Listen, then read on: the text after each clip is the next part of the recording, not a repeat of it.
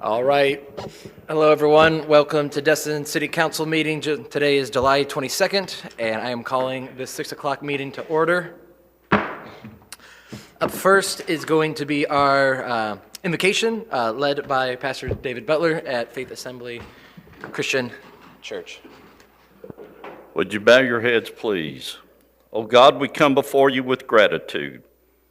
We thank you for being a God of love who is with us, each and every one. We thank you for making each of us in this room, every person, every citizen of this city, that you have made in your image. We thank you as your blessing with dignity and infinite worth. I thank you tonight, God, for these, your servants. We thank you, Lord, for your hand of protection upon our city manager, Lewis, this evening, as he faces surgery tomorrow.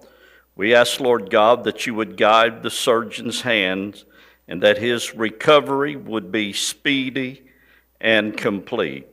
Father, we thank you for our manager, our mayor, our city staff, and our city council members. I give you thanks for the way of service that they have chosen to take up on behalf of all of us here. We ask your blessing to help us, O Lord, to trust you more than our fears, more than our wounds, and even more than our accomplishments. May we lean on your everlasting arms tonight. And now, according to Numbers chapter 6, the blessing says this: May the Lord bless you and keep you. May his face shine upon you and be gracious to you. May he give you his peace. Amen. Thank you so much. Councilwoman Aber with the pledge. Please start with your hand over your heart. I pledge allegiance To the flag.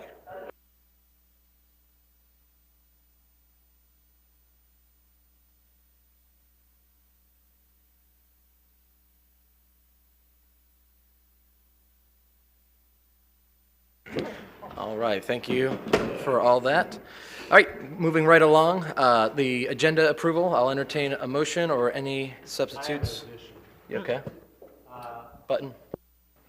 I need to add appointment of Brian Otto, not Craig Otto. I know that. Brian Otto to the Public Parks and Recs Committee under my name, please. I'll get this right. All right, anything else? One thing, Mayor, and that is under the consent agenda for the architectural RFQ. Just want to point out that the schedule of fees is the Exhibit B. So when it's signed, we will mark it Exhibit B. I just want to put that on the record. Okay. And that's been agreed to by the architect. Perfect. All right, anything else? All right, seeing none, do I have a motion? I'll make a motion to approve. The motion. Second. Second. All right, Ray, if you can call that vote.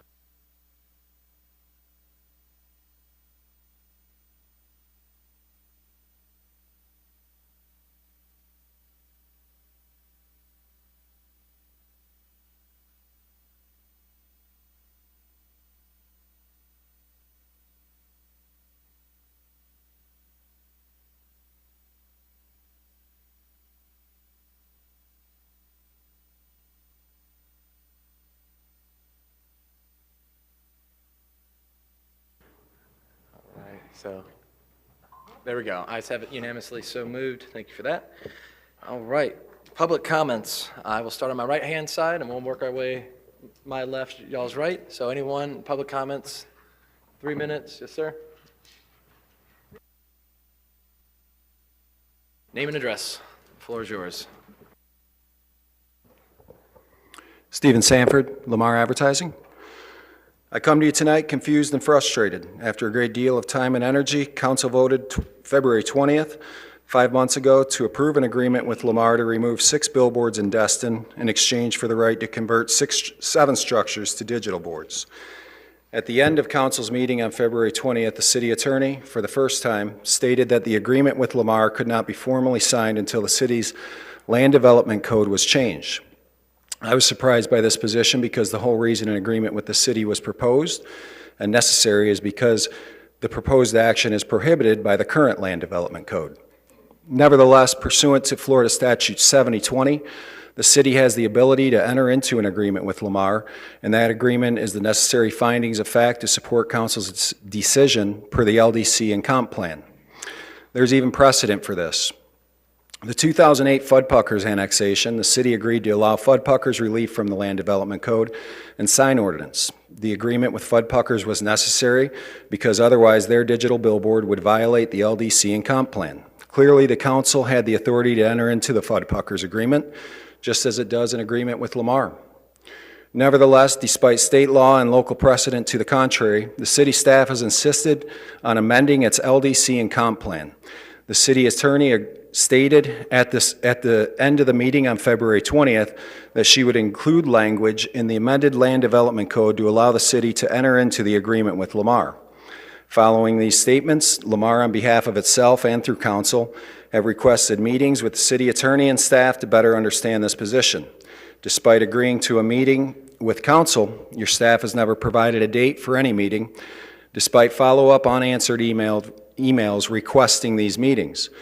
There has been a proposed draft amendment to the Land Development Code, as you're aware of, and it did not contain any of the language referenced by the city attorney on February 20th, despite the fact that the city attorney represented it would include language that the city attorney stated would allow our agreement with the city to be put on the consent agenda. I'm sure you can imagine our dismay and disappointment. We feel like our requests to meet with our local government have been ignored. Additionally, unless we have overlooked something in the current draft, we do not believe that the actions of staff are consistent with their public statements. The combination of these factors is disturbing and does not enhance public trust and confidence in our government. We're not asking for special treatment. We're only asking for an explanation on why Council's vote of February 20th has not been implemented, why we have not been provided any explanation or opportunity to meet with staff, and why the language represented to be included in the amendments to the Land Development Code are not there. Appreciate your time. Thank you very much. All right, thank you, Stephen. All right. That's good. Come on down.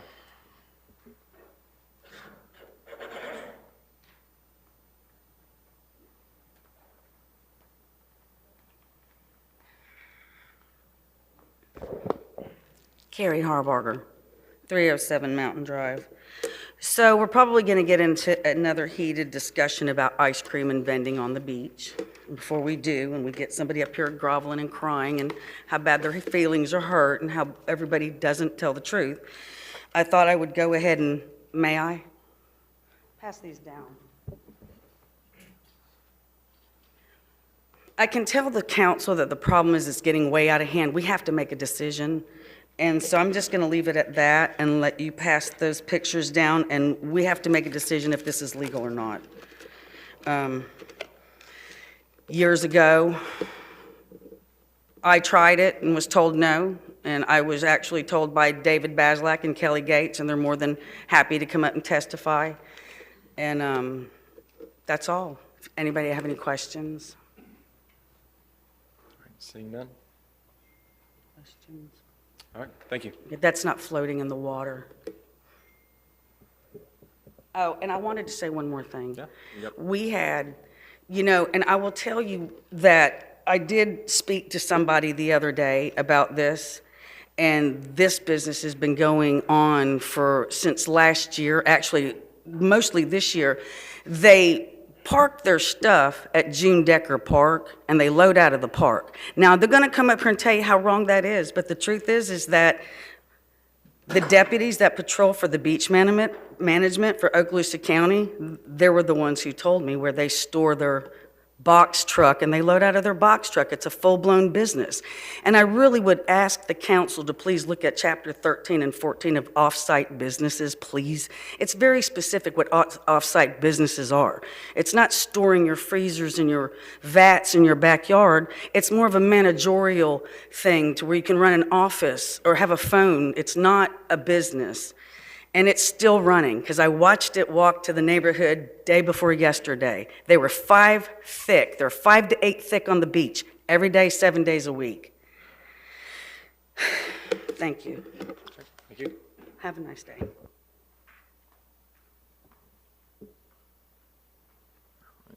Hey, push that button. name and address, and it's all Brittany yours. Zirkle of 61 Kokomo Road. I just want to clarify that's not us, or that in that business, that's not us. We are knee-deep, and she is breaking a restraining order if she is taking pictures of us because she is a third party associated with a restraining order we have on her son and another relative. I don't know if it's her husband or not, but there is a permanent restraining order put in place that if she takes pictures or anything, that is a violation we clarified with the sheriff's office. The pictures you have is not us, not our company. Like I said, our business isn't even stored in this county. It's in a totally different county, an hour away from here.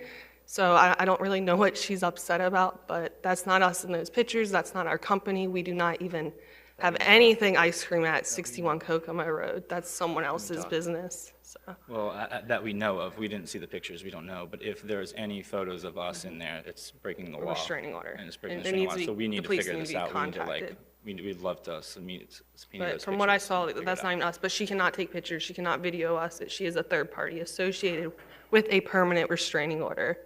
So I'm shaking because it's scary. Like, this lady is out to get us, she's money hungry, and people do crazy things over money.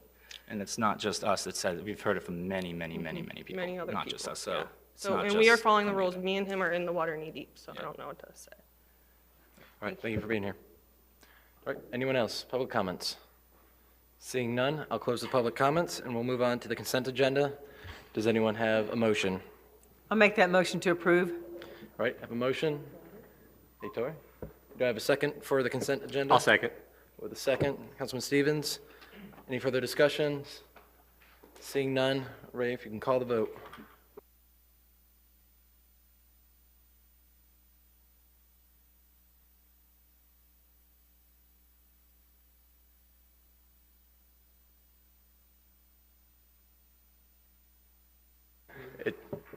Ray?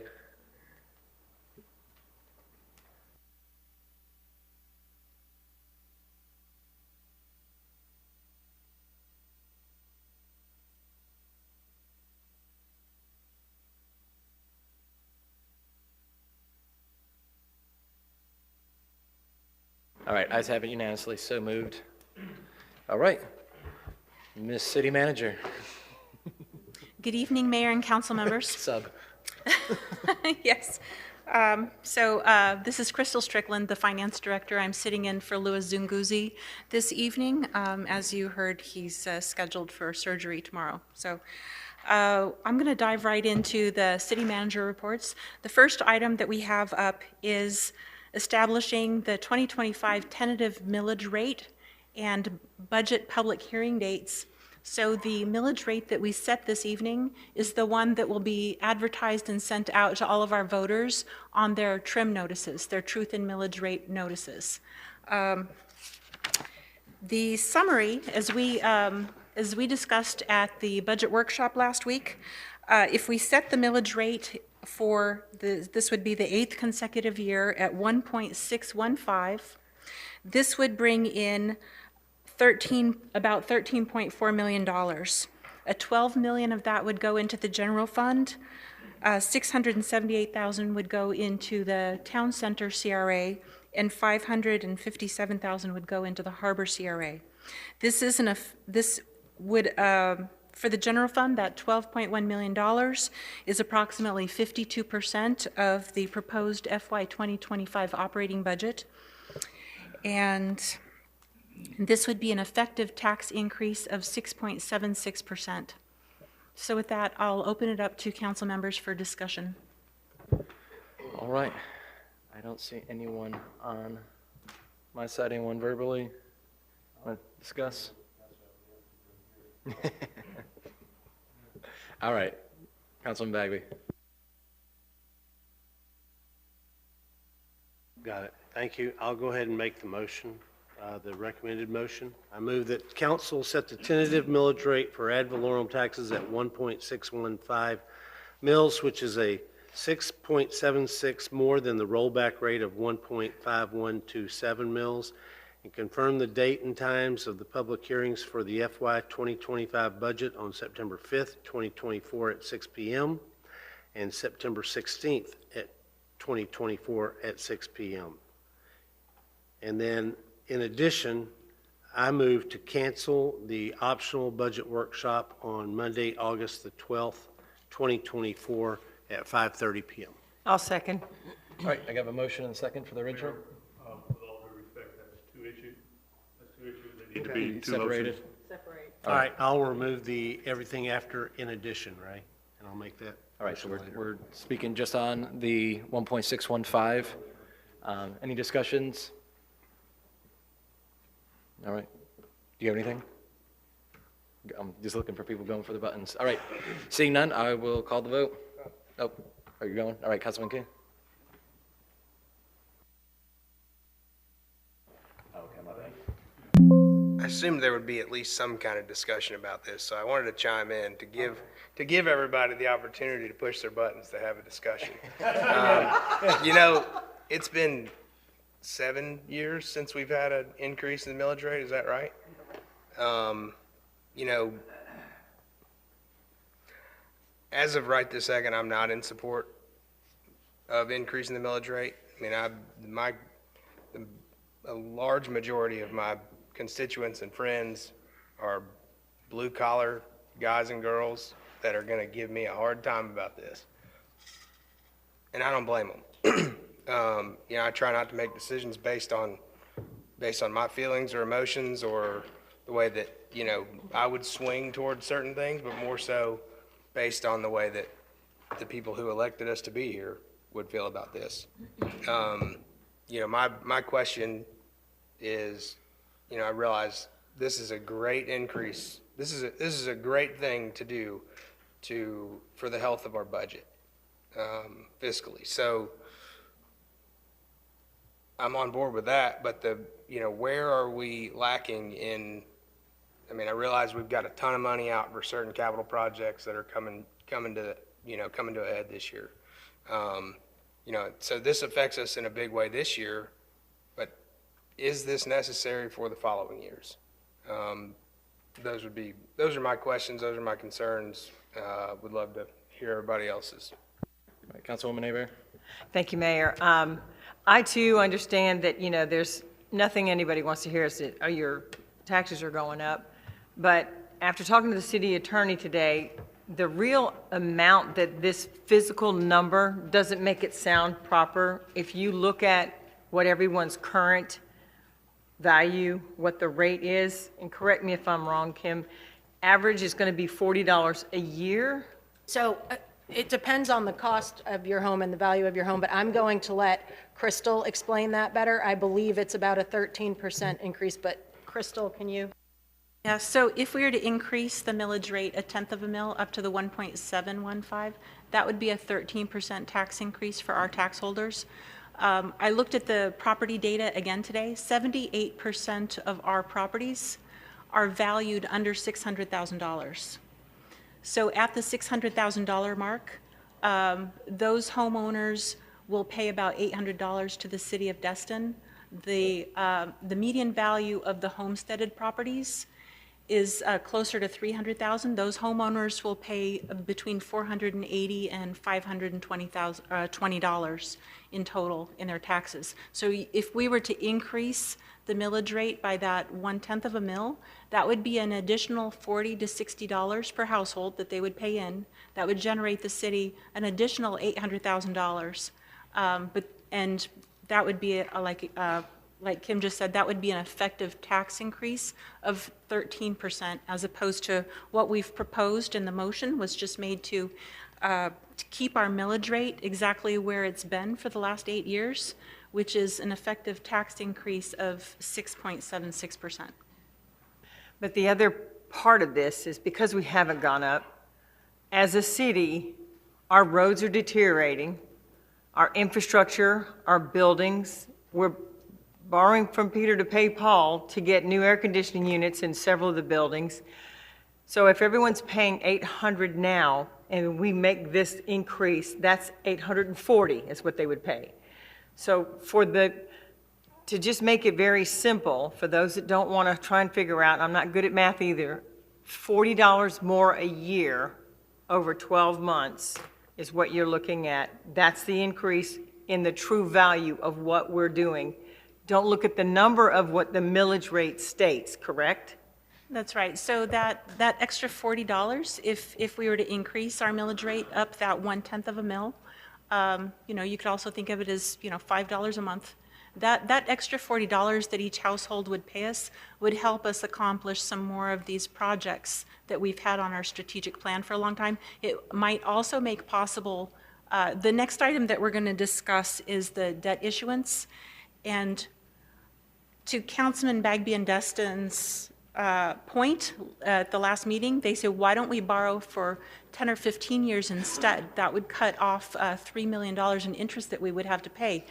But just like a blue-collar homeowner, you have the income that you have. And the income that the city has would not allow us to borrow at a 15-year or less, right? We just don't have enough cash flow to make those monthly mortgage payments, right? So it is going to cost the city additional in interest. But if we had a millage rate increase, that would increase the cash flow coming in so that I could borrow on a shorter duration, for example. Or we have requests in to increase the amount that we give to the lifeguards, for the lifeguard services. My next year's budget is hitting pretty much safety issues, like the playground that we had to remove most of the components for safety issues, the athletic field lighting that is catching on fire and components are falling down, the leaky community center. I mean, these things are like in very serious condition because we have not properly invested in the preventative maintenance programs for all of these facilities, and they are getting to the critical position. So future revenues for the city is something that our council really needs to take seriously, and we have time to continue considering that. Just a reminder, the millage rate that we set this evening at public hearing number 1 on September 5th or at public hearing number 2 on September 16th, we can still bring the millage rate down with no penalty to the city, no issues. If we were to try to raise the millage rate after tonight, it comes at great cost and expense to the city in terms of first-class mailings out to voters and some other things. So just want to make sure as you vote on this evening, you're aware. And again, you can change your mind at the next meeting and bring it back down if you like. But you really shouldn't bring it up. Well, at this point, that gives the public, if there is enough outcry that even though it would make $800,000, if the people that would have to put out that extra $5 a month or $40 a year come to the meeting and state, we know our city needs this money, but I don't want to give up that extra $40 a month, a year, I don't have it. So this is a perfect opportunity for those that care, that want to be a part of the discussion. You can see we have an empty house here with just a few citizens, so we would like for more people to come and tell us what you really feel instead of just throwing it out there on Facebook and not showing up to do anything about it. So we can do this tonight and we're not locked in, correct? That's correct. And also, the city of Destin, we commonly get complaints about the state of our parks, the state of our recreation centers. We're not trying to become big government here at the city of Destin, right? We're Okaloosa County. We like to keep things small and tight and flexible. We like to move to meet our citizens' requests as quickly as possible, right? But it's a cash flow issue at this point. And if our people want nicer parks, if they want nicer facilities, for recreation and at the parks, if they want increased lifeguard services at the beaches and so forth, this would help a long way. And also we've already made these commitments. We've already purchased the One Harbor Boulevard property. We have already made the commitments to the county to complete the park developments at Crystal Shores and at Tarpon Beach. A lot of these capital projects we have on our list for next year, we've signed interlocal agreements and we have to meet our commitments. All right, thank you. All right, Councilman Stevens. I mean, I kind of agree with Johnny and Teresa. I mean, pretty much if you want the services, I mean, we gotta increase our fees, otherwise these services aren't going to be here much longer. I mean, how low are our fees? We're like on the bottom right now in the state? Are you referring to fees or taxes? Or for the millage rate, I guess. Yes, we're one of the lowest in the state of Florida. So, I mean, I want these beautiful parks too. I mean, you look in Panama City, they got that beautiful ball field out there. Fort Walton has awesome parks. What do we have? Ours don't look like those. And we're never going to get there with the way it is right now. Just to put it in perspective, less than 5% of municipalities and local governments throughout the state of Florida have a millage rate under 2 mills. Our charter caps us at 2 mills, and we're not proposing to change our charter. John, can I ask on that? Only because it's on the same topic.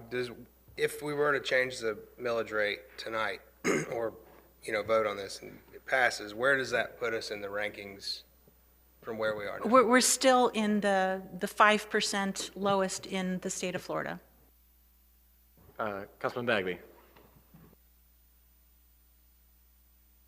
Yeah, wow.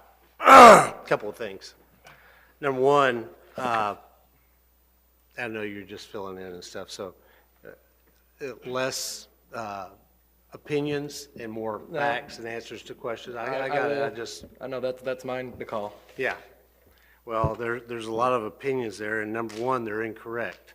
Because when you're homesteaded, there is a cap, okay?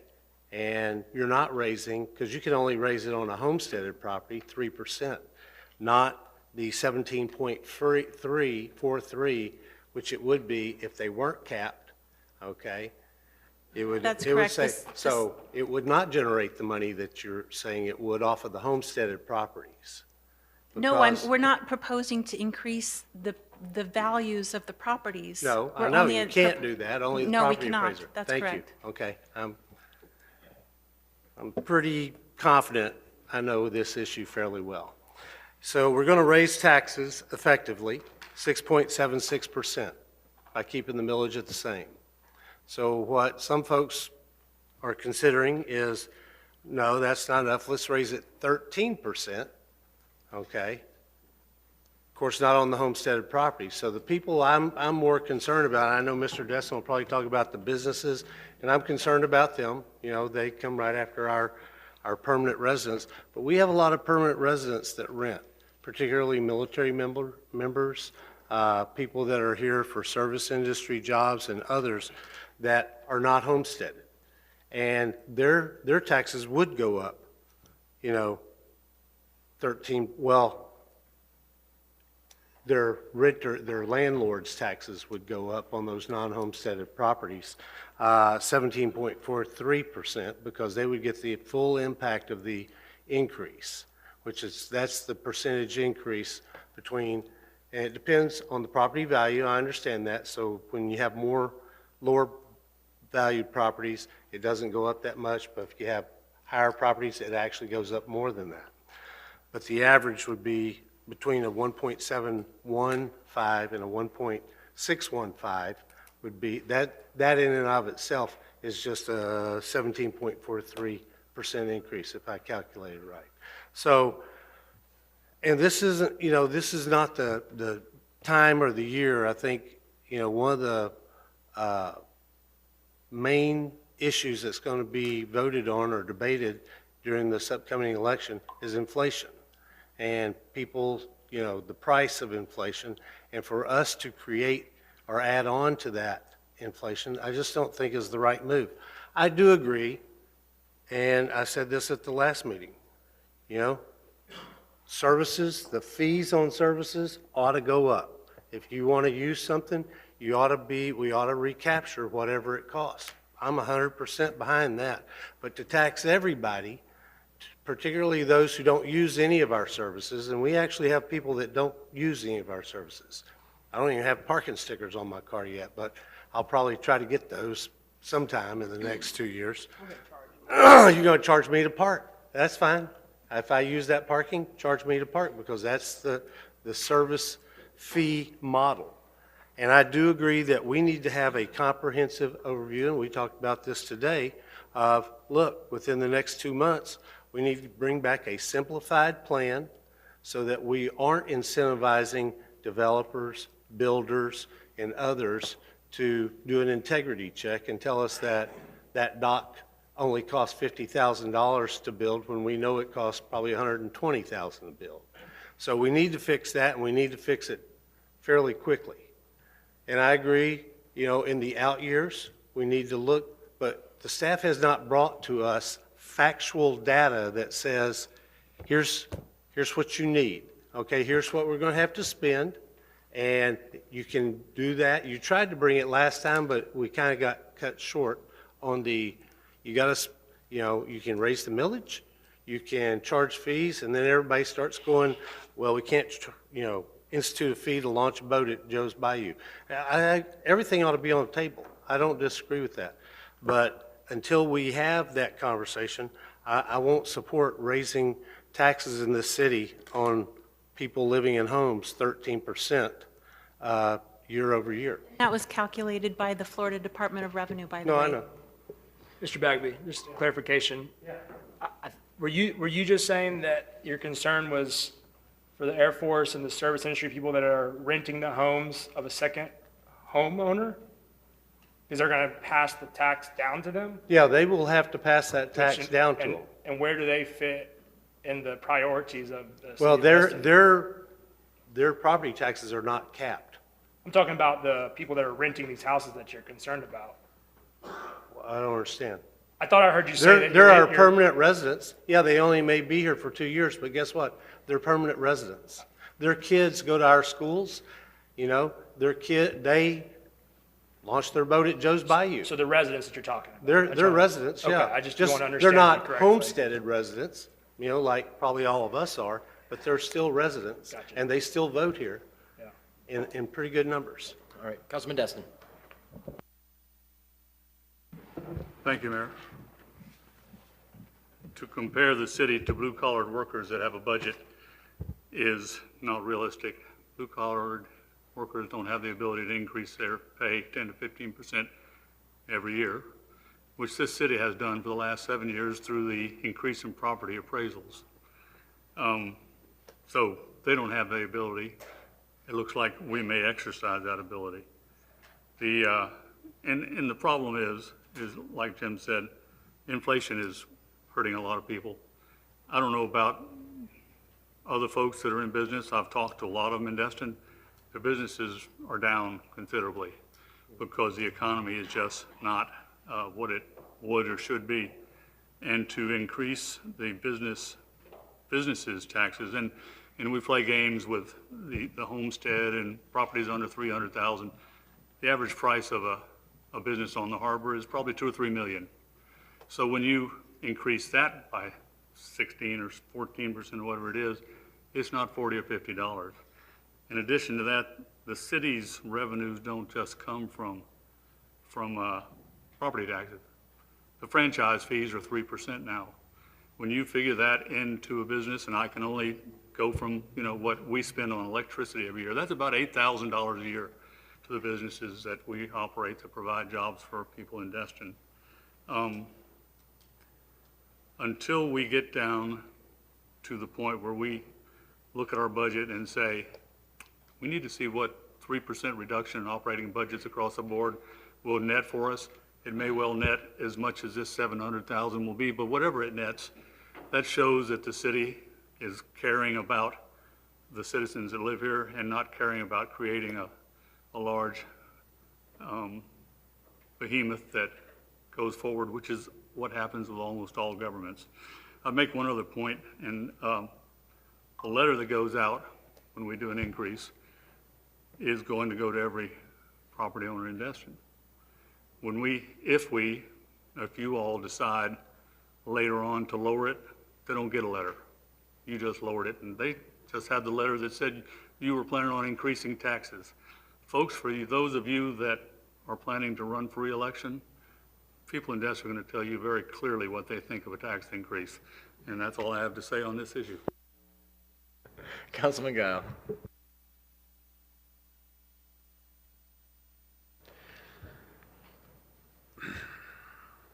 So I guess I'll do this with questions, like my typical format there, Crystal. We expect to get money from outside, such as grants, in a lot of instances, correct? That's correct. If we don't have money in the general fund, can we get those grants, or how does that process work? Is it, The grants we receive, we've been pulling in about 12 million a year in grants the last few years. They're all cost reimbursement grants. So I have to send the canceled check to the grantor in order to be reimbursed. And that's why it's really important that we keep a healthy unassigned fund balance so that I have the cash flow, so I can keep paying people and getting reimbursed. so by not accepting this ad valorem increase, it makes it harder for us to achieve the grants, to provide the services at no cost to the citizens as well. So there is an impact, correct? That's correct. Okay. Well, thank you very much for that, Crystal. I appreciate your time. All right, and, Councilwoman Aber.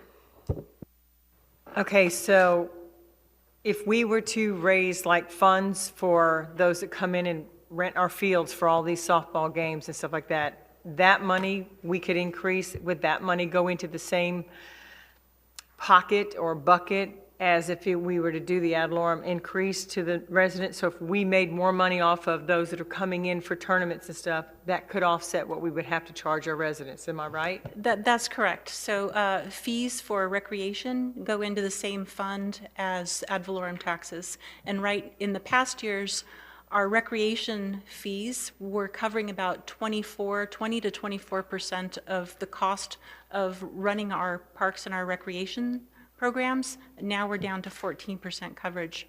Expenses keep going up, as you know, but the revenues haven't been changing. So is there a plan for us to increase our fees, like for the fiscal year in October? Do we have that? I know we talked about it at a couple of meetings, that we were going to get us back up to paying for themselves, like these tournaments, they pay a higher fee to rent the field, a higher fee to come in. Are we making plans to correct that now? At the most recent time when we discussed increasing the recreation fees, it was requested that we go back and do a fuller accounting to match the actual revenues to the actual costs of running all of the programs. The city historically has never tracked at the level that was requested, so we started that this past March. So we're gathering the data, and we're trying to refine and allocate the expenses out to each of the programs to understand which ones should be increased. So the proposals for fee increases that we brought last October, this past, I think it was January, and a few times this year, they've all been pushed off until that analysis is complete. All right, my last question, will that analysis be done soon enough to where we could make that our 2025 money income? Not likely. All right, Councilman Schmidt. For what it's worth, Ms. Aber, our recreation fees for running those facilities are the highest in this area, so just keep that in mind. If we were to increase this, is that something that could be allocated by resolution or ordinance to certain funds?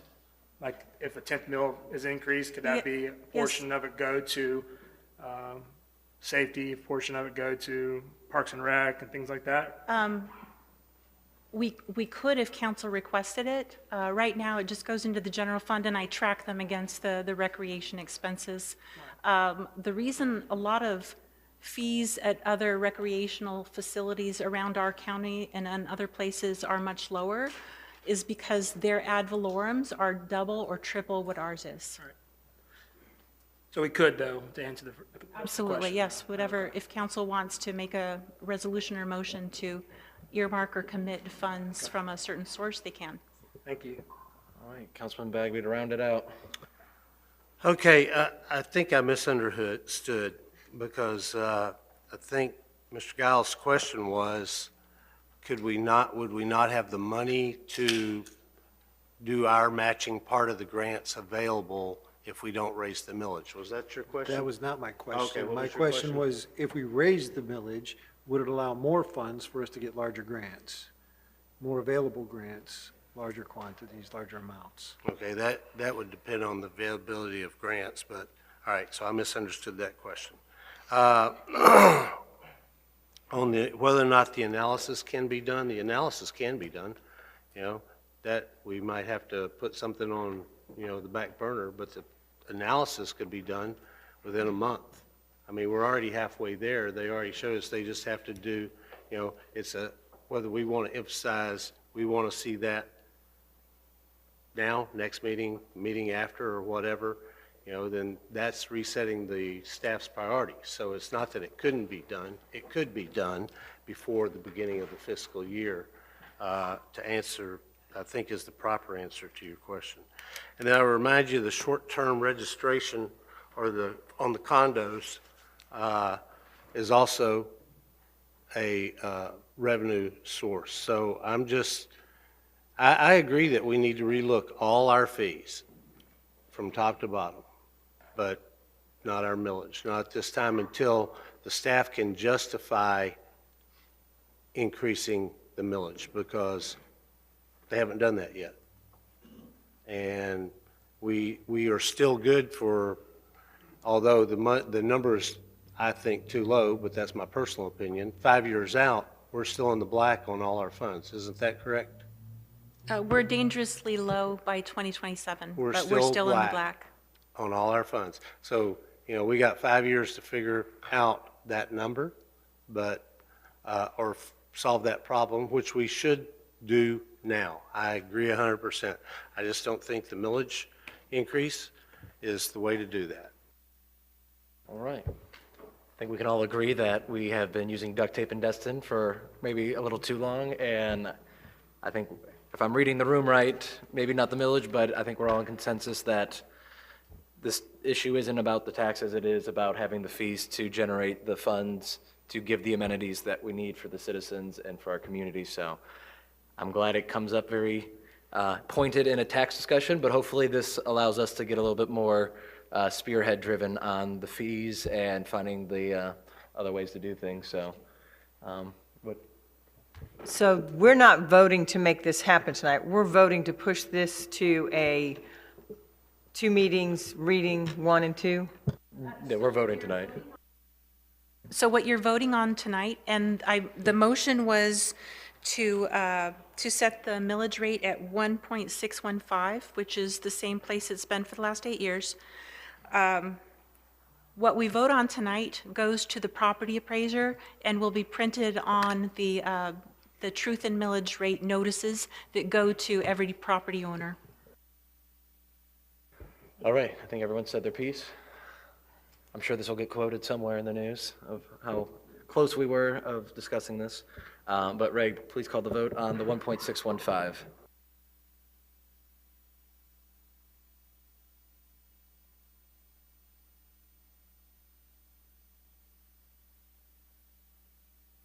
Okay, well, then I need to change my vote.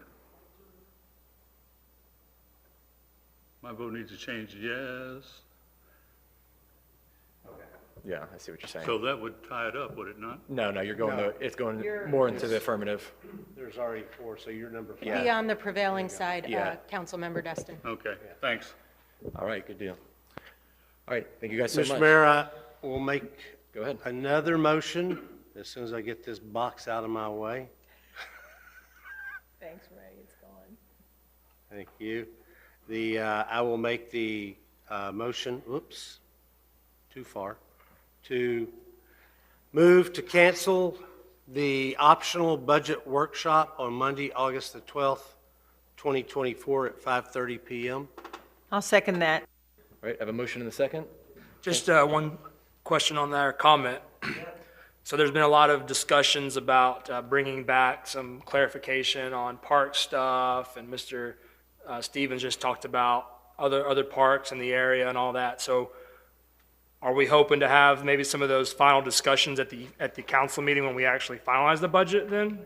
Is that kind of what you're Yeah, hoping? so I had and I'm sure you remember, I had asked staff to bring back to this meeting the $200,000 that was sitting out there, allegedly $200,000. There seemed to be some discussion between the finance director and the Parks and Recs director on exactly how much was out there, but to bring that back and tell us what it was budgeted for the remainder of this year, okay? Because they stated, and I assume they're correct, that some of the money that had been budgeted for Parks and Recs had actually been used to do emergency repairs or repairs on something that obviously involved Parks and Recs, I hope.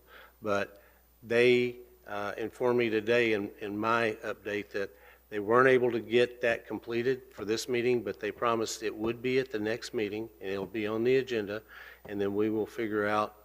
Basically, the discussion we had last time was, well, where are we going to put it? And we couldn't land on exactly how much we had and what was still budgeted, what that money was already budgeted for, and should we change those priorities. So yes, that, my understanding, and Crystal can correct me if I'm wrong, but my understanding is that discussion will be had at the next full council meeting. That sounds good. I just wanted to make sure, because I know sometimes when we have discussions of things that go into too much detail, we're like, oh, we could have already, solved this somewhere else. But, okay, I'm on the same page then. Thanks. All right, Councilman Destin.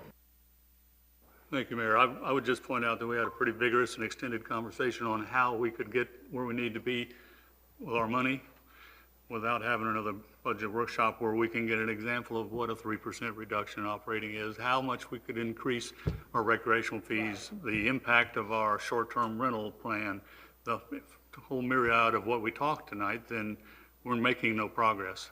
And to Teresa's question about how quickly we can do these things, as Jim said, staff will do these things as quickly as we tell them to. That's how this works. And so for that reason, I would say we need to have the second budget workshop so we can discuss these things and go forward and try to figure this out without doing the first reaction of every government in the world, which is, well, we'll just raise taxes. So I would be against this motion, and I think we should have that optional budget workshop. All right, Bagby? Yeah, and I'm more than willing, if that's the consensus, I'm more than willing to withdraw my motion. The thing, we have to have a meeting. I agree 110% with you. But a workshop where we can't actually make a decision, where we can't actually direct staff, we can, well, there's a consensus and we kind of work around that. I mean, I think everybody knows that when we bring this budget back in September, I'm going to recommend that we reduce the merit raise from 4% to 3%. So I think it's not incumbent only upon the staff, but it's incumbent upon all of us up here. We all need to be looking for places to either increase revenues. So I'm okay with the short-term rental registration, despite all my friends in that business. I'm for reducing spending on merit increase from 4 to 3%. I mean, I'm going to bring back some specific proposals that we can't really decide on in a workshop. That was my only reason for, I don't need to sit up here for 2 more hours and go, well, I think I'd like to do it like this. Well, I want to charge for Joe's Bayou. Well, I want to charge for, bring back, and you know better than anybody up here how this works. You bring something in concrete and make that proposal, we vote on it, and if we get 4, it's in the budget, or it's not in the budget.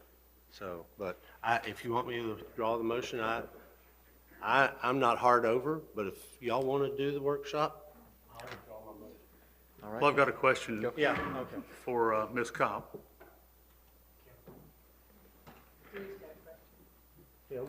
Ms. Kopp, the budgetary process, we are allowed to have more than the mandatory minimum number of meetings that deal with the budget. Is that correct? You can always have more meetings. I thought that that's the way it is. I want to verify with our legal department. So we could have a special council meeting where we could vote on things. If we're going to move forward in an expedited manner, I don't have a problem with that. Okay. And the date for the optional budgetary workshop was or is? 12th, It was August 12th. August 12th, I'm sorry. Can we have a motion to turn that into a special council meeting to deal with budgetary issues? I'll make that motion if the second I'll will- second that. Okay. All right, we're amending. All right, any discussions on turning that into a special? Seeing none, Ray? Call the vote.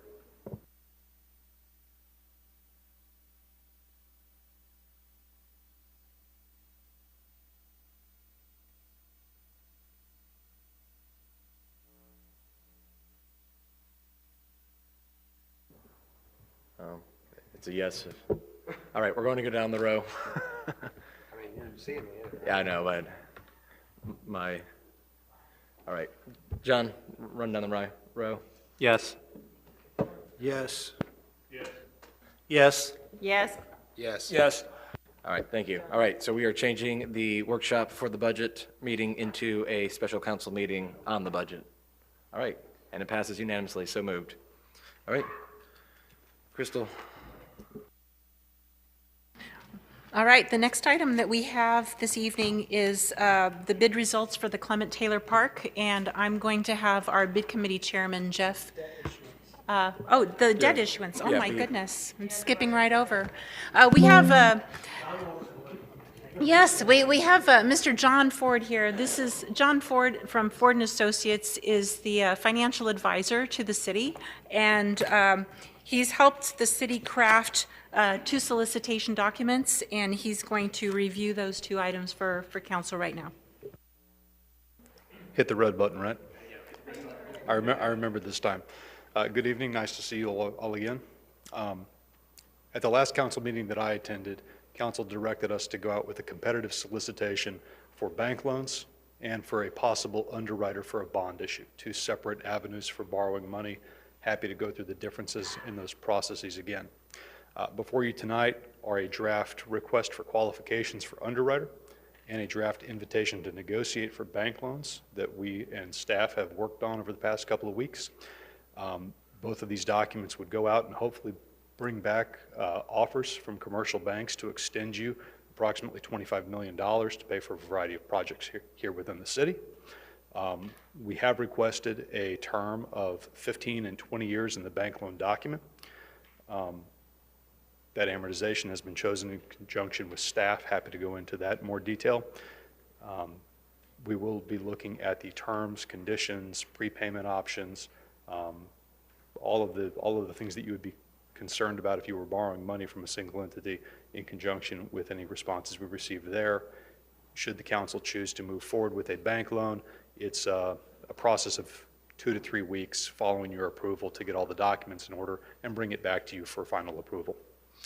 The underwriting RFQ is exactly what it sounds like, a request for qualifications. We're asking the underwriter items about their firm, about their team, about their team's experience, about what they think about the city of Destin and considerations that you should be making in conjunction with borrowing money right now. That would involve things like rating strategy. In addition, there's a non-scored element that asks about their proposed fees and whatnot, where they see compensation for this issue coming in. So I will pause there, I think, and wait to respond to any questions. All right, any? See that a yes? Okay, I'm seeing none. All right, Councilman Destin, sorry about that. Thanks. On the bank request, you say we were asking them about 10 to 15 years We've requested amortizations for both 15 years and 20 years. on the documents we're sending to the banks. Yes, sir. I've been borrowing banks for a long time, and I know the rules are different when you are a government entity, but they don't really want to do loans that long. I agree with And if you. they do, it cripples the ability to set an interest rate that is as low as it could be. Well, 2 things. 1, I agree with you that banks are less inclined to make longer loans. And 2, I agree with you that as the loans get longer, the interest rates tend to get higher. So we agree. Yeah, so we have the option to set the term on whatever amount of years this council wants to set it on if we deal with banks. Is that correct? Yes, sir, you do. Yep, so if we did one for 5 years, then you refinance it, and at the interest rates are now and what the future looks fairly, nothing's certain in the banking business or the future. But I would expect them to be going down, and we would, of course, have to discuss with them the prepayment penalties, which I would not even contemplate. And if we want to refinance, what might be their reaction to that? Anyway, 15 to 20 years, if that's all our RFQ is going to say, I don't know how much response we're going to get. Well, the RFQ is multiple pages, so I summarized it. It says a good bit more than that. As for refinancing, I will not make interest rate predictions. I've done that before, and I usually end up eating the glass that my crystal ball is made out of. So there's that. As for refinancing for a term of 15 to 20 years, I think it is very likely, not certain, but very likely that banks would require some sort of refinancing during that period. They probably would not want to hold a 15 or a 20-year rate.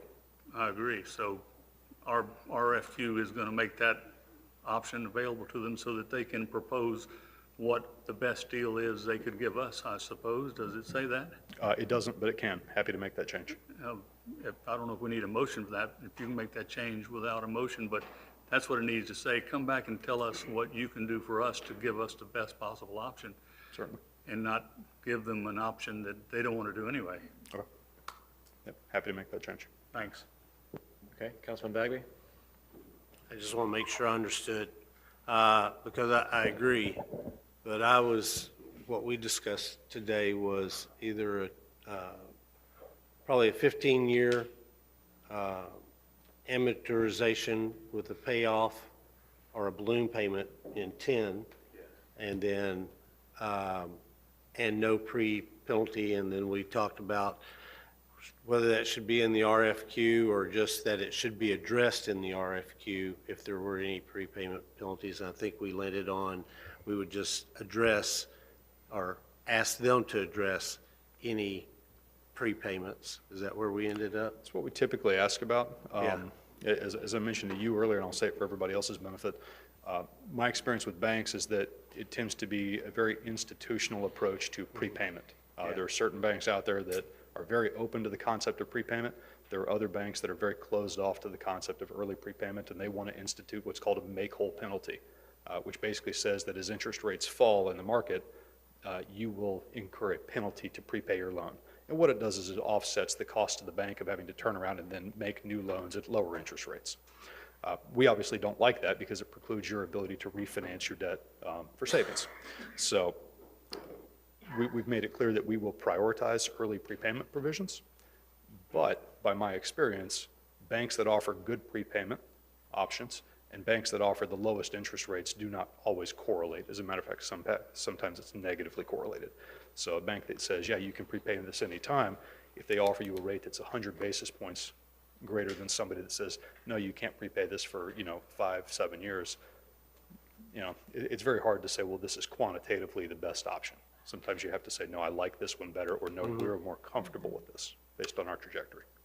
And then we talked about so many things, but I think on this issue, I also asked that, the bid committee bring us the top 2 or 3. Is that where we landed? Because the council needs to make this decision, not the bid committee make a recommendation of their number one choice. The council needs to own the debt, okay, and not the staff or the bid committee, the council does.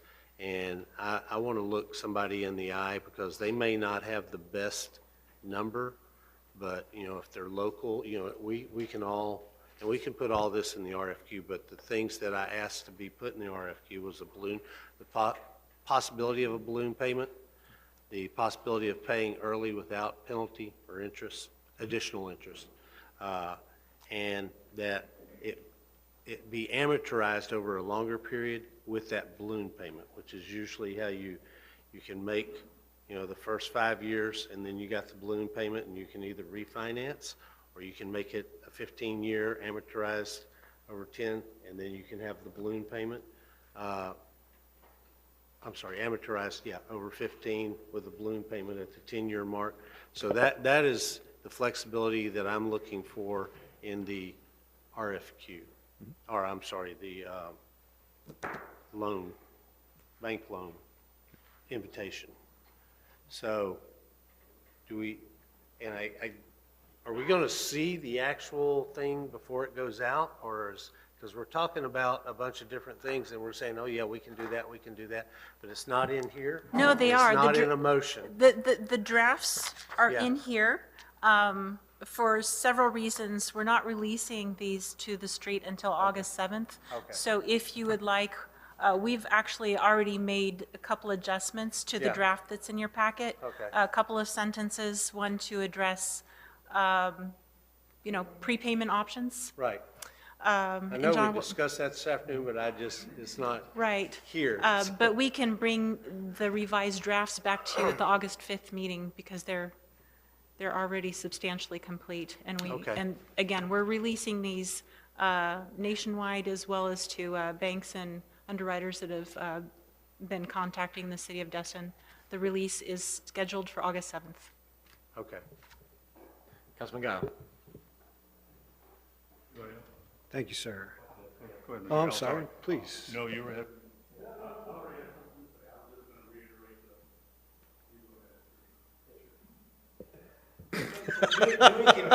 Louis can press his button now. He knows how to. I apologize. Now, I do have some serious questions. I just, one leader question for you, and then I have a genuine question for Crystal, because I truly don't know the answer to this one. But lower term, higher payment, correct? Lower term of loan, higher payment? Oh, yes, sir, longer, I'm sorry, say it again? The shorter the term of the loan, the higher the payment.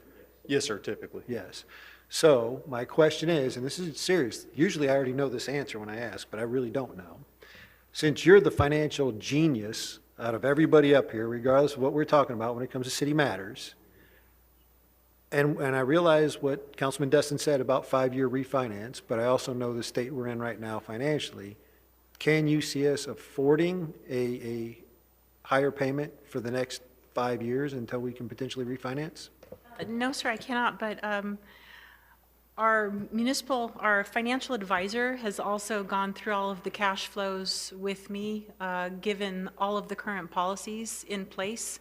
And I believe we're both in agreement that the city really cannot handle a cash flow that's less than the 15-year mark. A 15 to 20-year would be ideal in order to keep operations operating. Yeah, I would agree with that. Based on the revenue projections that Ms. Strickland has shown me, 5 years would create a significant draw on the general fund. Well, I appreciate that. And I hear what we keep saying about we're going to find money somewhere else, but it seems like every time I'm up here, I watch us give $600,000 away to somebody that refused to pay penalties and fees on short-term rentals. I saw us give away $30,000 just a couple months ago. So we recognize the dire need, but when the rubber hits the road, we back down. So I don't want us to depend on finding a solution if we just are constantly in turmoil up here and can't agree on increasing a fee or accepting a penalty. May I make one Yeah, quick please, yeah. response? Mr. Destin, may I restate something that you said earlier, make sure I understand? You asked about a 5-year refinancing. I did not interpret that as a 5-year term of the loan. Okay, so I believe what he was referring to is if we were to go out and get a loan with a longer amortization, a 15-year mortgage, but with an interest rate that's only good for 5 years, we would then have to refinance at whatever the prevailing market rate was 5 years from now. Well, I apologize. Then I thought he meant a 10-year and then refinance after 5. I thought he meant get a 10-year term and then refinance after 5. So I must have misheard. I apologize. I think there's a couple things going on.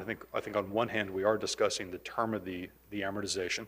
And again, what it's currently written in the document is an amortization, a total repayment period of 15 years or 20 years. We've asked the banks to give us 2 different options. And I'm not going to lie, there's not a lot of banks out there that I think are legitimately going to give us a 15-year fixed rate or much less a 20-year fixed rate. The other question is, okay, if you're willing to give us the amortization, how long will you hold your interest rate firm for?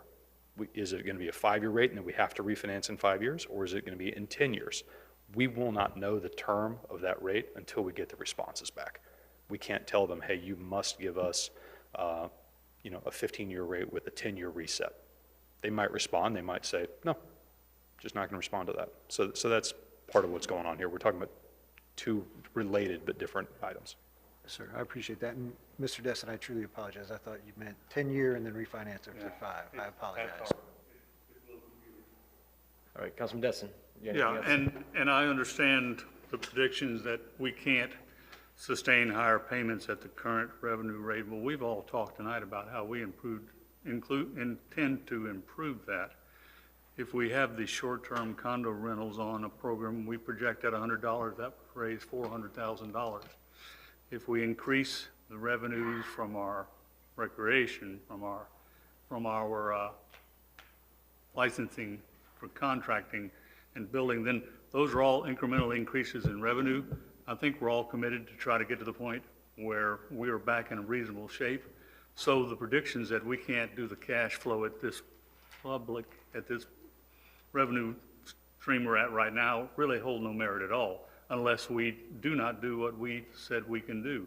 You know, 400,000 for the short term. If we were to even reduce our operating budgets by 3% for 5 years, that's, Crystal, you don't have that number, do you? 3% reduction in what's proposed for next year would be $800,000. Staff was considering so we've been trying to put succession planning into place so that we have alternates. As you know, we have very high turnover in the city right now, so a lot of jobs aren't being covered with the high turnover, right? So they have proposed putting off the timing on adding these extra positions that would help continuity. So those are mainly the programs that they're proposing to put into place for a short-term period, but they don't think it's sustainable for the long term. And the way you get to the goal is quite fluid, and I welcome your looking at other ways. Okay, so that's 800 and 400. So we're well over 1 million, 1.2, I guess. Yeah, unless it's signed in the black and white. For example, if we were going to go down the SEC bond route, they would require copies of our policies in our documentation. So until something's signed in black and white, it's not something that I can reasonably give as projections to stakeholders or potential lenders.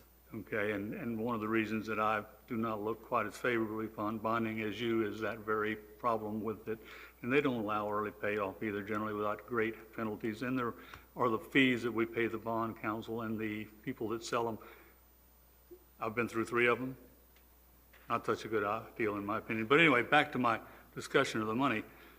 Even if we don't raise recreational fees and we don't do anything else, 1.2 million in 10 years is 12 million. Yeah, I still don't see how that would be sustainable.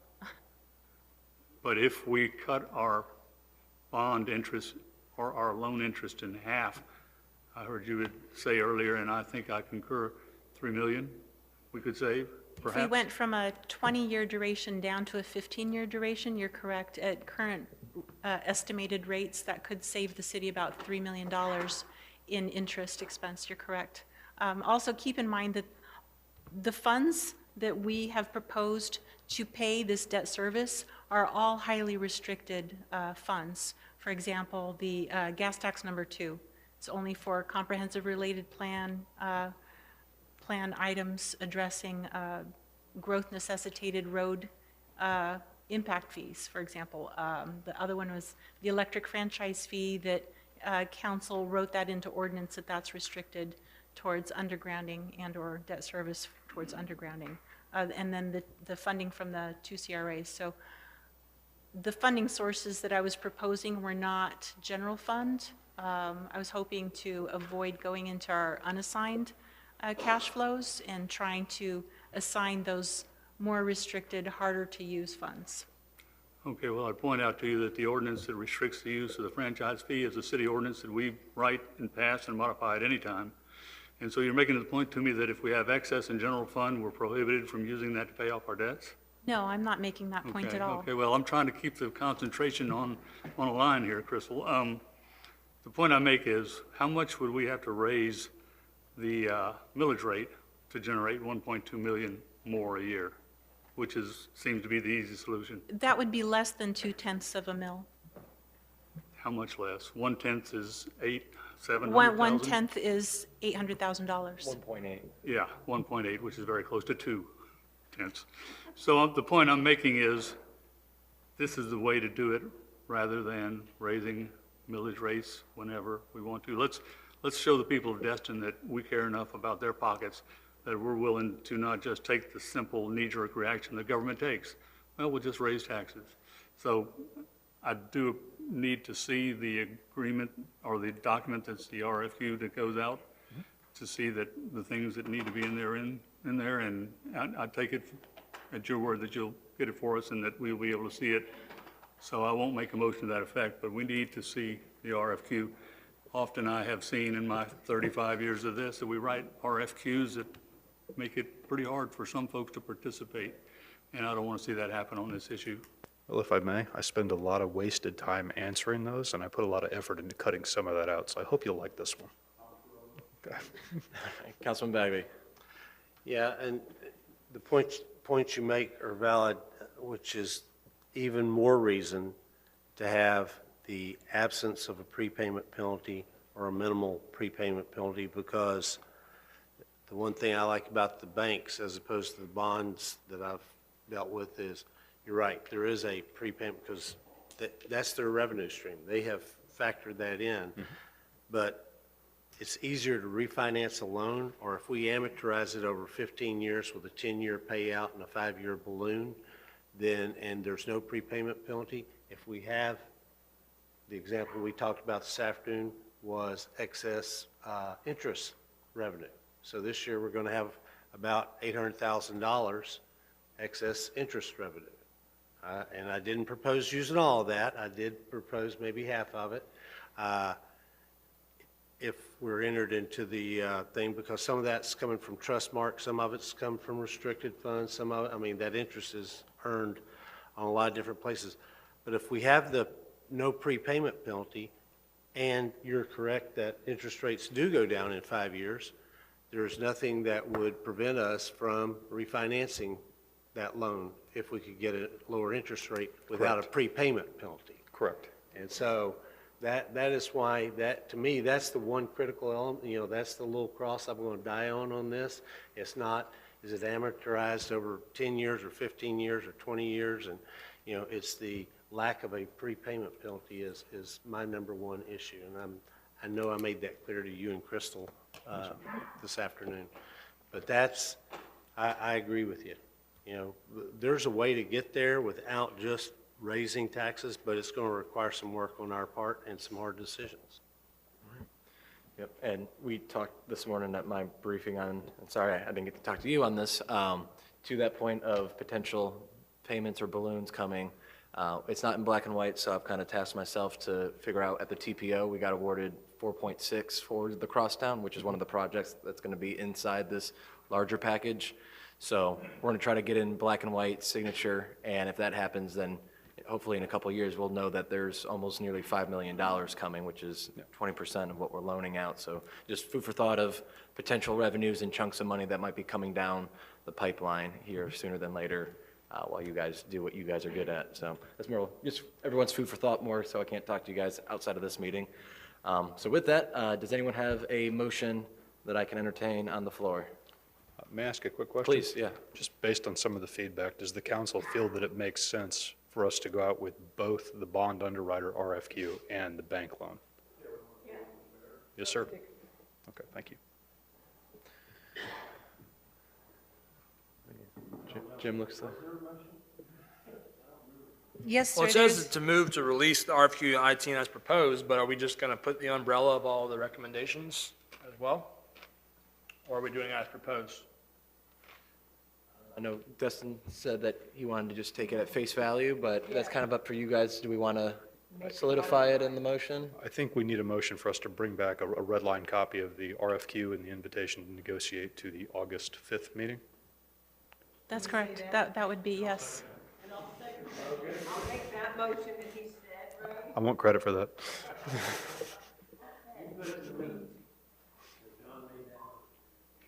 I don't think he's allowed to. All right, does everyone understand the motion? All right. We have a motion and a second by Councilman Destin. All right, call on the vote.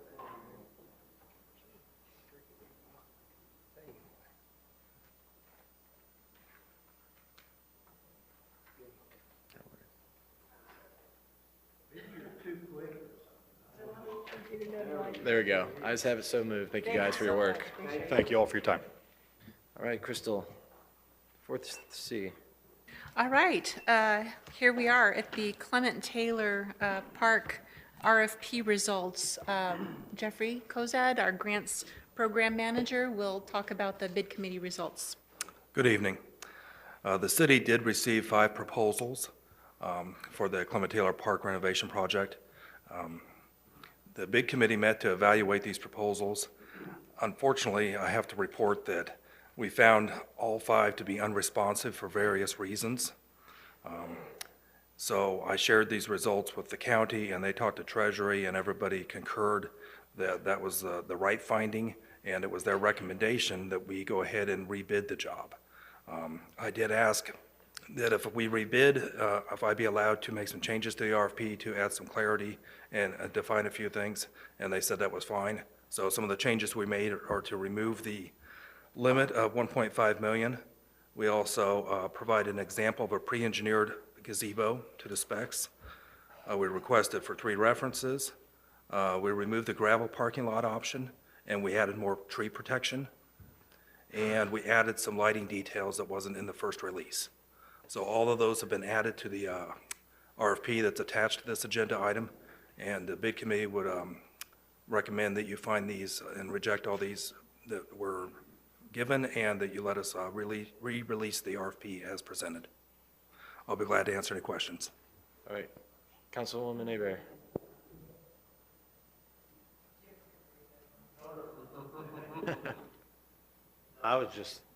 I'm learning my buttons up here. It's kind of fun. Yeah. I move that the city council accept the bid committee recommendation and reject all bids for RFP 24-02 REC Clement Taylor Park renovation project for being unresponsive, and that RFP 24-05 REC Clement Taylor Park renovation project be released as presented. I'll second that.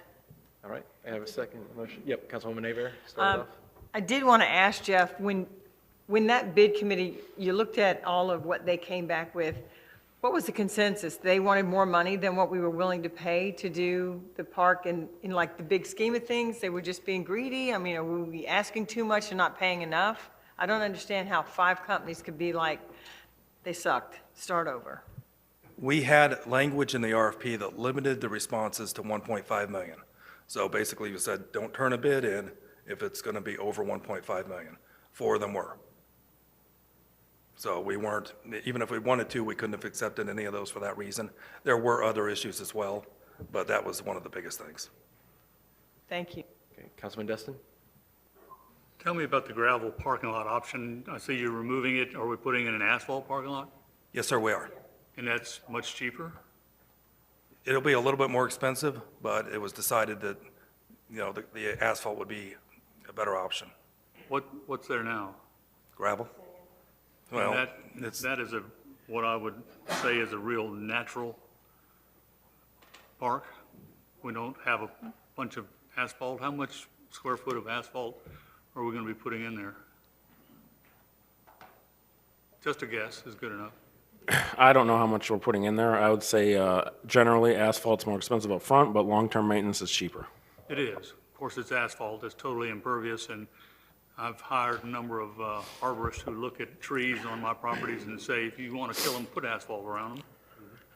The existing parking lot that's out there right now is generally, in all eyes, considered impervious anyway, because it's so compacted. Okay, so gravel is impervious? Yes, in the eyes of the Water Management District, it's impervious. Okay, I've had this discussion with about 4 different engineers before you came here. We all argued about gravel can't possibly be as impervious as asphalt. The only point I'm making is asphalt's a bad idea. It's not good for the trees. It is cheaper to maintain, I will give you that.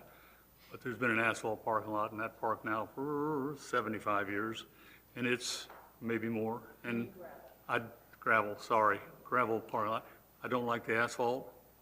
You know, I will vote to go forward, but since asphalt is more expensive, and it is environmentally not acceptable in my opinion, later on down the line, I will be pushing to get the gravel back in. But I don't want to hold you guys up. I think if we make that change, we need to make it before the RFP is released, because I don't want to tell Treasury we're going to do something and then step back from that later. I think it would be a huge holdup to change that language, though, if that's what council wants to do. Substitute motion? I'm fine with it. Okay, I'll substitute that the motion go forward with the exception that the gravel parking lot will continue to be part of the plan. I'll second that. All right, I have a motion and a second. Further discussion, Councilman Schmidt, you're up. Thank you. Mr. Kozad, just to understand, 5 bids or 6 bids, we rejected, blah, blah, blah. But now we're changing the request, talking about the parking lot and lighting and some other things? Is that what I heard? The lighting detail that's provided, we did do an addendum to the original release, adding some additional lighting details due to questions that were asked while the RFP was out. Questions by the respondents? Yes, So we're not, are those changes more increases or just? they're not changes. It's Clarification on the just right- clarification on items. Okay, so the only financial change is the parking lot asphalt change? Well, the original RFP called for an asphalt parking lot, but then it also provided the option of doing a gravel one. So we just took that gravel detail out. Okay, so the original RFP had The asphalt. option, now it just, okay, That's correct. gotcha. I would just get worried about changes, it was I forget what I called it a year ago whenever we were talking about this, but the outer space portal and all that stuff. I just get worried if we keep changing things and going back to Treasury, it's gonna just cause more problems. Well, But are we none of- okay that when we go back out for bid, that all these changes are gonna be acceptable? Yeah, I already got these approved, and none of these changed what the scope of work calls for. Do you have them approved in writing? What's Do you that? have it approved in writing from the county and from the Treasury, or just? Just verbally, I talked to county. But, all these are very minor, and it Right. doesn't take away from the scope of work that was originally called for. All right, well, I've heard the minor thing before mentioned in these halls of this project, and it seems like this project, once again, is coming back to bite us in the butt again. And I believe when we go back out for bid, it's gonna be probably nearly $2 million, in my opinion. I think Ms. Firth gave us the proposal for a park at Morgan's that's nearly $800,000 for just a playground. And now we're gonna do, this is a full park renovation. It's gonna be expensive, so I hope this is the final time. I really do. I hope so too. One of Yeah. the bids did come in at 1.46 million. Got it. And had they included the gazebo, which is a required item.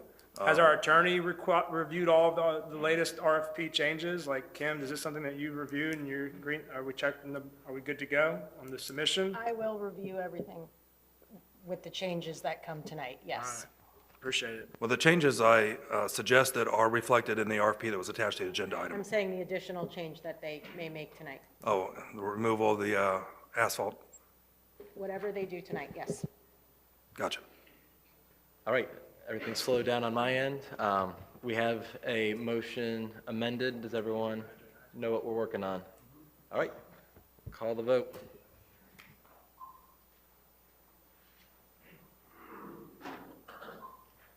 All right, ayes have it, so moved. Before we move on, Jeff, for people who are watching and listening, the scope moving forward for just, moms that want playgrounds in Destin, what's an ideal timeline of this moving forward? I know it's Treasury, we're working at all levels of government.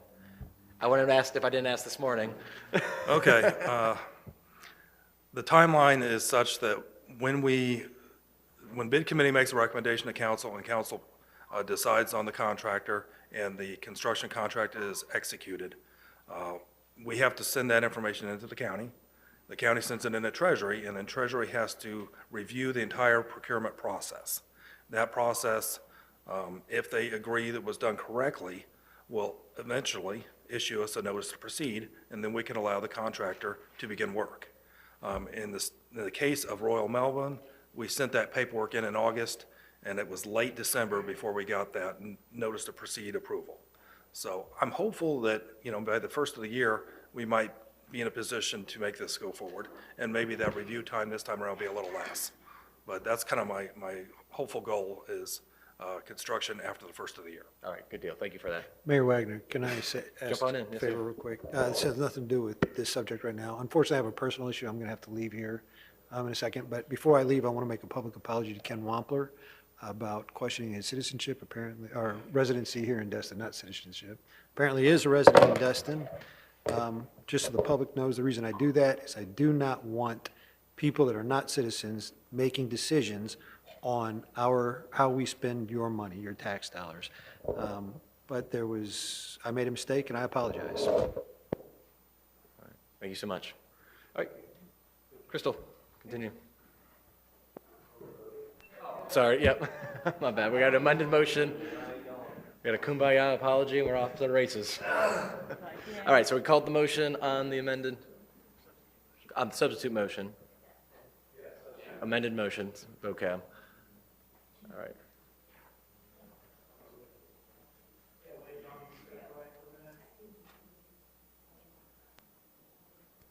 Okay, where, honey?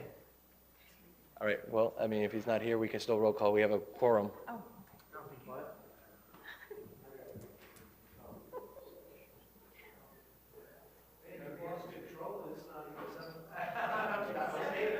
Johnny, we need your vote, dude.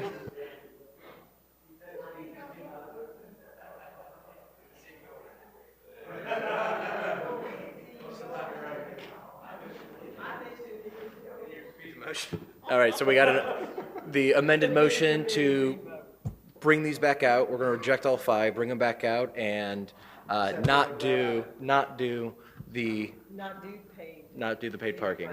Okay. That was a substitute. Kevin, lock in. Can I get clarification? I thought that was to leave both the paving and the gravel as 2 options to be bid on. No, they're saying pull it off.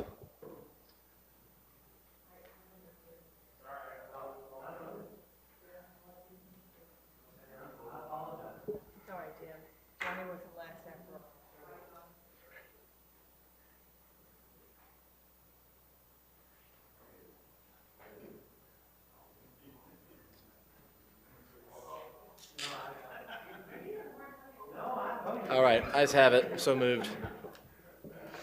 Thank you, Ray. All right, Crystal, now, moving along. Okay, the next item we have is a report from our Public Information Manager, Tamara, Dr. T. Come on and... Good evening, Mayor and Council. If you'll recall, at the April 1st council meeting, I was asked to present some information and statistics on what the Public Information Office, in major collaboration with IT, grants, Public Works, really every department involves public engagement. So I had spoke at that time on some things that we had done over the last year and a half, and I was, if you will go ahead and switch, thanks, Sandy. At that time, you all asked for city staff to come back and share more detail about ongoing efforts. So that is what I am here to do tonight. Okay. Can you forward it one? Thank you. So this, of course, is not all-encompassing, not all-inclusive, but hopefully it gives you a good glimpse at some of the things that we place a high effort on.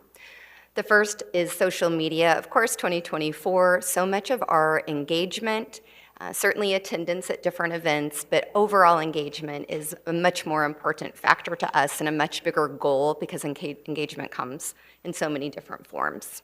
So for social media enhancements, we have spent a lot of time working on our original content and are pushing out a wide variety of things, as you see if you do follow us. So we're always keeping in mind those 3 major constituents that we have.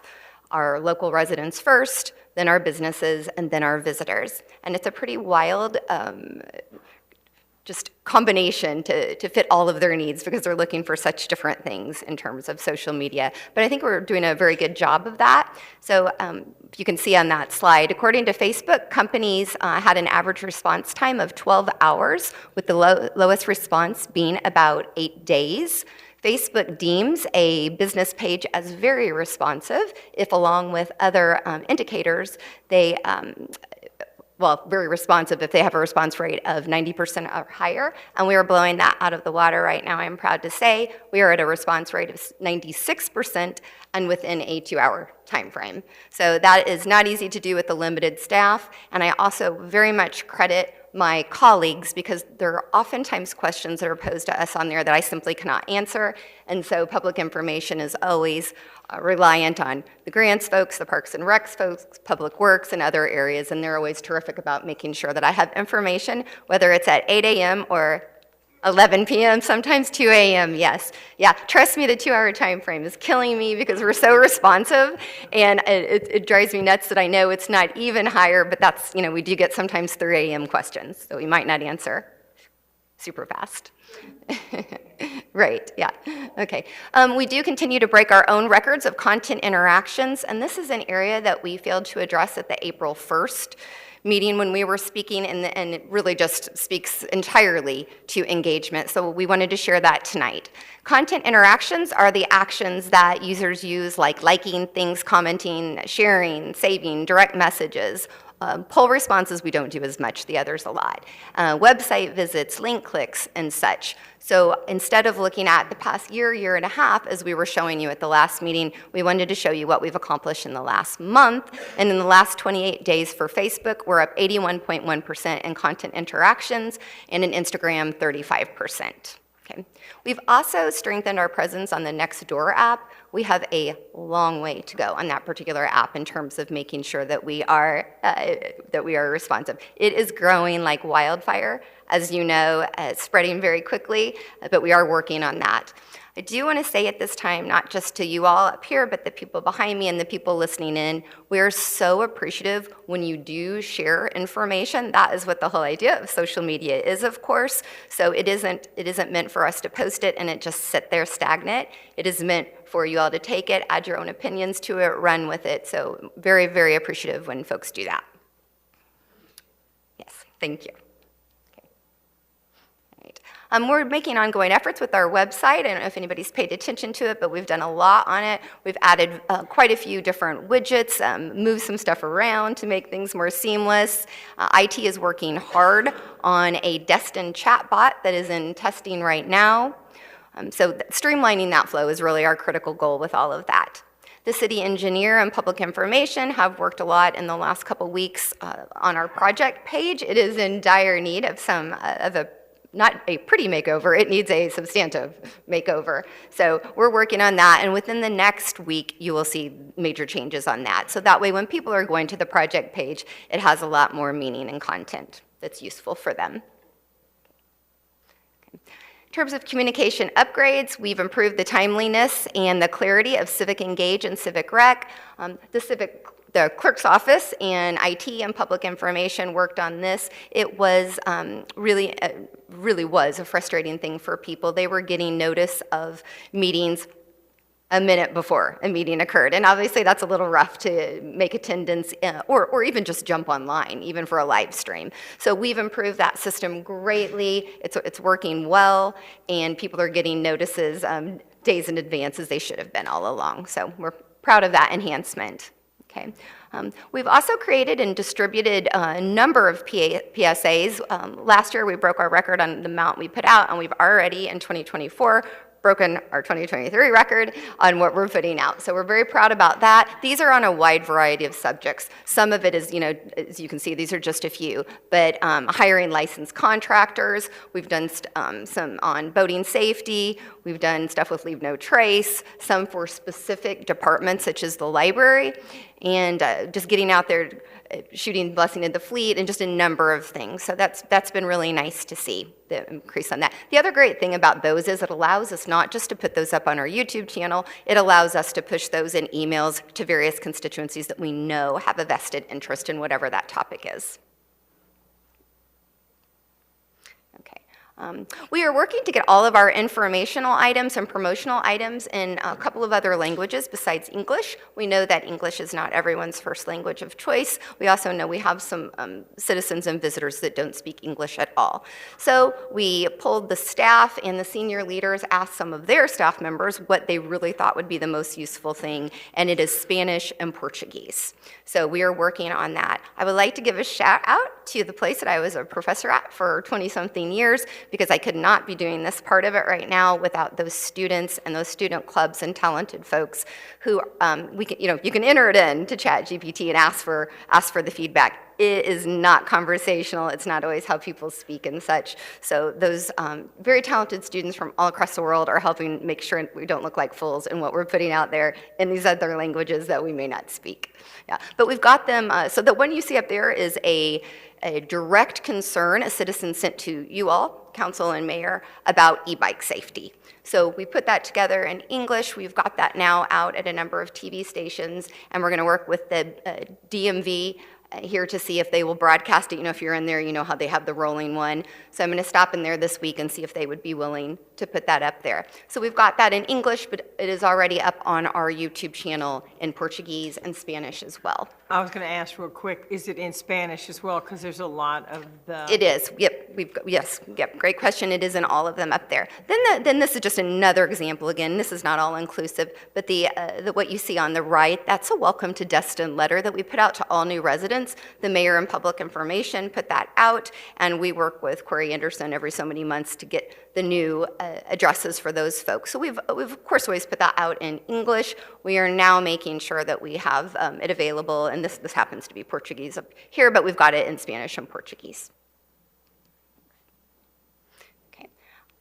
And then lastly of this piece, just community engagement in general. It's so broad, it's very hard to have a definitive example of that, but just a few other things we wanted to mention that we're working on. We are utilizing radio advertisements a lot more than we have in the past, and the radio stations we're working with have been great about it. So they are doing a lot of extra content for us and doing a few extra podcasts and things of that nature. We continue to find innovative ways to work with our partners, so I'm really appreciative of the speaking engagements that many of you all go out and do. That is certainly a great way to connect with our citizens and to make them feel more comfortable about approaching you all. And Destin Forward opportunities, we are now highly involved thanks to a mayor's suggestion to public information for Impact 100. We're sitting on finance committees and education committees of that, so that's been very useful in getting out there and engaging with different constituents. I mentioned the chatbot already that IT is working on. We're excited about that. We are still researching social media monitoring systems, and I don't mean by that for people to take over our social media. What I'm talking about that is it is impossible for us to always know about these conversation threads that are going on. You guys and many people listening in are great about sending a note or sending a text saying, hey, did you see what's on Destinates? Or hey, did you see what's ever? And that's wonderful. What I would love is to find a way to get direct notification on my texts or emails the moment something says City of Destin, or city of, or city government, something like that, and then we can make a determination of who's best to answer, whatever the conversation thread is at the time. And then finally for this part, I do want to mention the magazine articles because we work very hard on those, and the mayor and public information does a monthly column, but we're doing a lot more than that. We have a couple of dozen of different stories that we've done locally, regionally, statewide, a few national ones with boating safety and other areas that just a variety of topics, almost anything you could think of, linear trail, what have you. But we're still pushing those out, and we do notice often after we put those out, there'll be some emails, some phone calls, and such. People are reading them and paying attention to it and feeling a little bit more connected. Oh, I missed the QR codes. So this is just kind of a little bit of a fun thing, but it is a nice visual representation. We're trying to make it just everything more easily accessible to our folks so that they feel comfortable checking us out, getting to our website. So we are trying to make some pretty QR codes and to put out there on signage and such. So the top one is one we did for the library, the book. The sun was for Parks and Recs for all their recreation programs. And the bottom one, the sea turtle, is just us, City of Destin, and it goes directly to our homepage. And again, you'll start to see this more on signage. For instance, right now on Cyber, where we're doing the underground utilities phase 1, we've got that on the beautification mesh banner that we have out there. So we'll continue to push these out there. Over time, we hope they are visible, recognizable branding pieces to who we are. Okay. And then, so in the big scheme of things, in terms of how we want to continually make sure that we're coming back and that we are fitting our needs and we're not forgetting these things, these last two slides show that, some of the big picture areas that we're working on. So we do want to do a mobile app. IT, public information, and other areas are still connecting on that, working on that. What we don't want to do is push something out there that isn't ready to be done and frustrate people. As you guys know, there's new apps that come out all the time, even within our own community. So we want to make sure that it's ready to go, that it's the right one, that it's seamless before we do. Mention a few others. I like the bottom one, the guest speakers and panels. This is something that we really could do a much better job at. If we're having a workshop on a topic, it would be fantastic if we could bring in an expert of that topic that wasn't up here, that wasn't down here in the staff area, that could, whether it's motivational, informational, but we could do a better job of that, bringing, outside experts in to share their information on stuff. The recent boating safety day was a really good example of that. Some of the speakers there have just this vast amount of knowledge, and it's wonderful. And then I think there's better conversations that are spurred from that. Okay. And then maybe I'll just pick a couple off of here. The youth and young adult engagement holds a lot of promise. We, of course, have our Destin Youth Council, but the day last year when the mayor and public information went into the schools was a riot to see. The fire was lit within these students. The gymnasium was screaming, and it certainly wasn't screaming for public information. But they loved it. They were so engaged. They asked really good questions. So yeah, we can do that once a year, but we need to do it a lot more, and not just you. We need to get more. We need to get our staff has expertise and talents in so many areas. So I would love to find ways for us to work with not just the local school districts, but I want to take advantage of colleges have these great mentoring programs and other aspects that we could bring in for that. The virtual attendance thing. The virtual attendance, you're okay. I do want to mention that because it's really easy to look out here and say, oh, there's not a lot of people.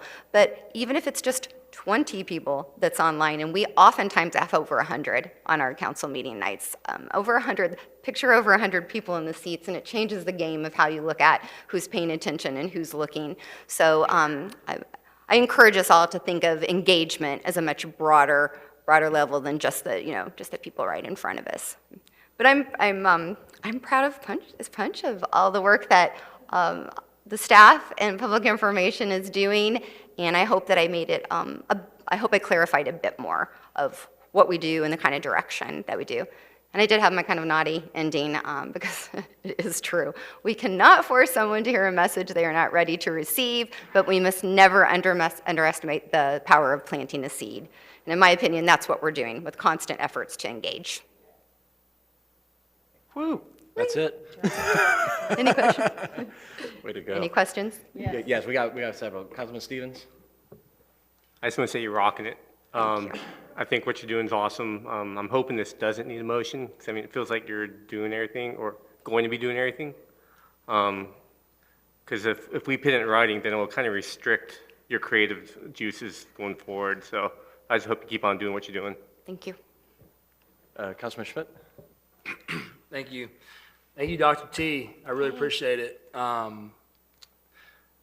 just want to say thank you very much for taking some requests, some feedback a few months ago, whatever, I forget what you just said. April 1st. April 1st. And really putting putting this out there, the changes that y'all have done and improved on, and just the facts and all of this has been very, very well received, and I truly appreciate it, so thank you. And I've heard a lot of positive feedback in the community as well. Great. So I truly appreciate it. One question, comment, thought, because two things, I guess. One, I've recently started sharing snippets of video from the meetings, and I've gotten a lot of good feedback because people, yes, there's potentially over 100 people watching tonight, but they might tune in, tune out, tune in, tune Absolutely. out, right? And so the recap stuff, right? I'm not sure if you've already been looking into this, but, whether it's publicizing short parts of the meeting as a recap. Or two, I've also experienced, not too long ago, I put in to the artificial intelligence chat GPT, the minutes to provide Mr. Ray and their team do an amazing job as well. So this is not, to diss that as well. But like you were talking about to accessible stuff, it spit out a very nice summary of everything in an easy to understand and read format. And so I'm not sure if you've already seen that or looked into that, but the engagement's amazing, but sometimes people still are thinking, well, what happened at that meeting, right? Yeah. What did we miss?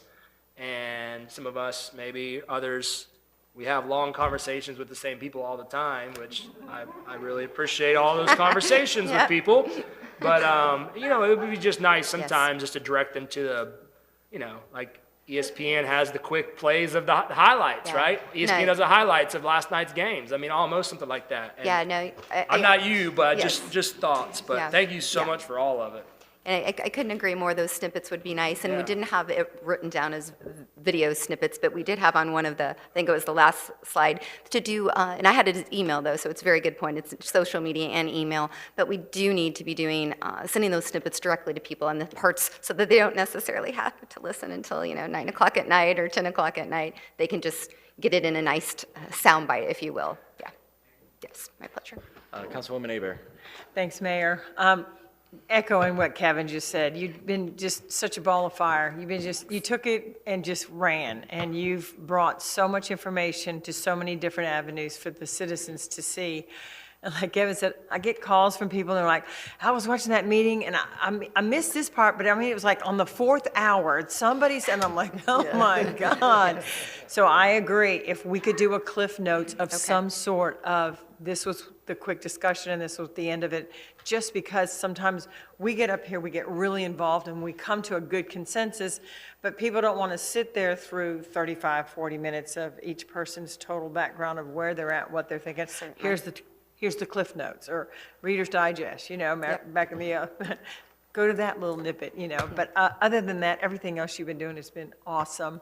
I love whenever I get a text from you, I get them at 5 o'clock and Tamara sent out something at 3 a.m. I'm like, God bless her. She woke up. Okay, somebody got in a wreck. Don't worry about it when you wake up. He's all right. They took him to the hospital.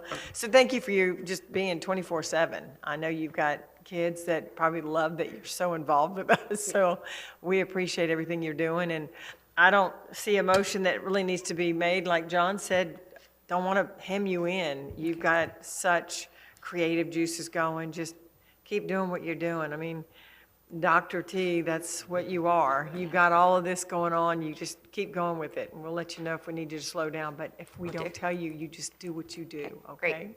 Great. And duly noted on the kind of Cliff's Note version or the snippets. We'll work on that. Thank you. Awesome. That is the last one. Thank you so much. Thanks. All right. Last. Crystal, 4E. All right, 4E. We have our HR Director, Jamie Dittmer, here to introduce a potential new Community Development Director for your confirmation. Go ahead, Jamie. Good evening. I am very pleased to introduce Ms. Tina Dieter. She was hired with us as a city planner in February of 2024. She has 19 years of planning experience, with 16 of those years serving supervisory roles, to include the Development Service Directors of Seminole County. And we are very proud to have her as our selection for the Community Development Director, should Council confirm her tonight. And she is here with us and available to answer any questions or address any concerns you may have. All right. Have anything? I'm not having any. Oh, okay, go ahead. I'm sorry, I didn't click you off. I move to confirm the city manager's recommendation to hire Tina Dieter as the city's Community Development Director. Right. Second. All right, got a motion and a second. Any further discussions? Seeing none, calling the vote.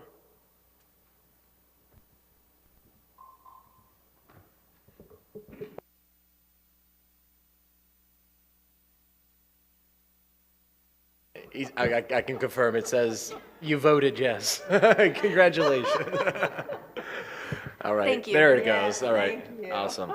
I just have it so moved. Congratulations. Welcome. Welcome to the team, Tina. Welcome to a higher level of the team. Thank you. All right, Crystal. All right, the remaining items under city manager reports are all informational. The first, we have the operations financial report through the end of May. At the end of May, we were 67% through the way of the fiscal year 2024. We had collected 98% of our ad valorem properties, and we had expended and encumbered 63% of our operating budget. In addition, the city has expended and encumbered only 34% of its capital budget. In June, we encumbered the undergrounding contract, so you'll see that number go up pretty significantly in the following months. I'll sit here with the financial director hat on for a moment to see if there are any questions about the operations financial report. All right, seeing none. Okay, moving right along then, the next report we have, which is also informational, is our capital projects status report. So under each of the capital projects, there's a project review team that meets twice a month, and they give updates that they write in this report to council to tell you exactly where we are in every capital project. So again, I'll just give you a moment in case there are any questions on the status of any of the current capital projects. Seeing none. And next we have our quarterly investment report. And this evening we have two gentlemen from Raymond James, Steve and Brian, who are here to present the results, and they're here to answer any questions. So come on up to the microphone if you'd like.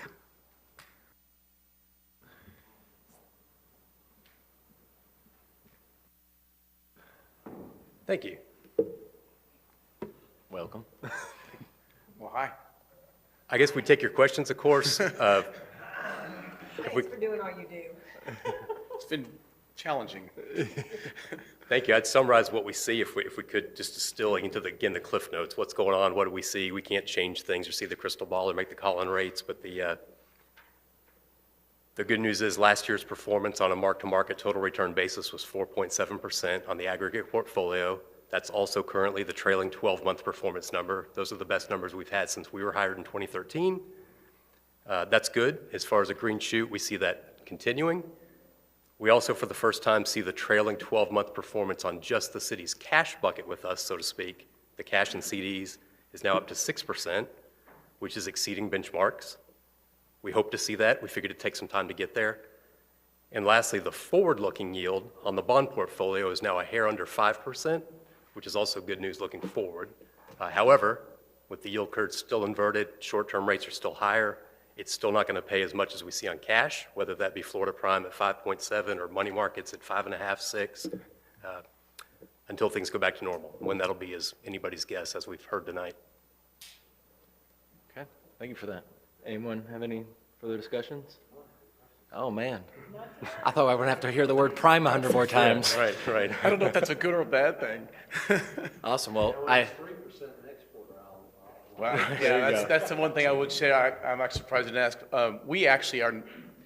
We get the CD reports come out once every couple weeks, and at one point the 1 year CD was 5.5, and the 5 year was 5.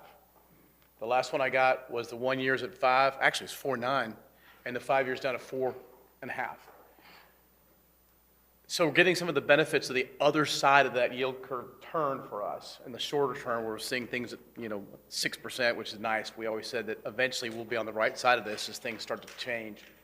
However, we don't know for sure where interest rates are going, primarily because of the political landscape. Steve just talked last week with our portfolio manager. That's right.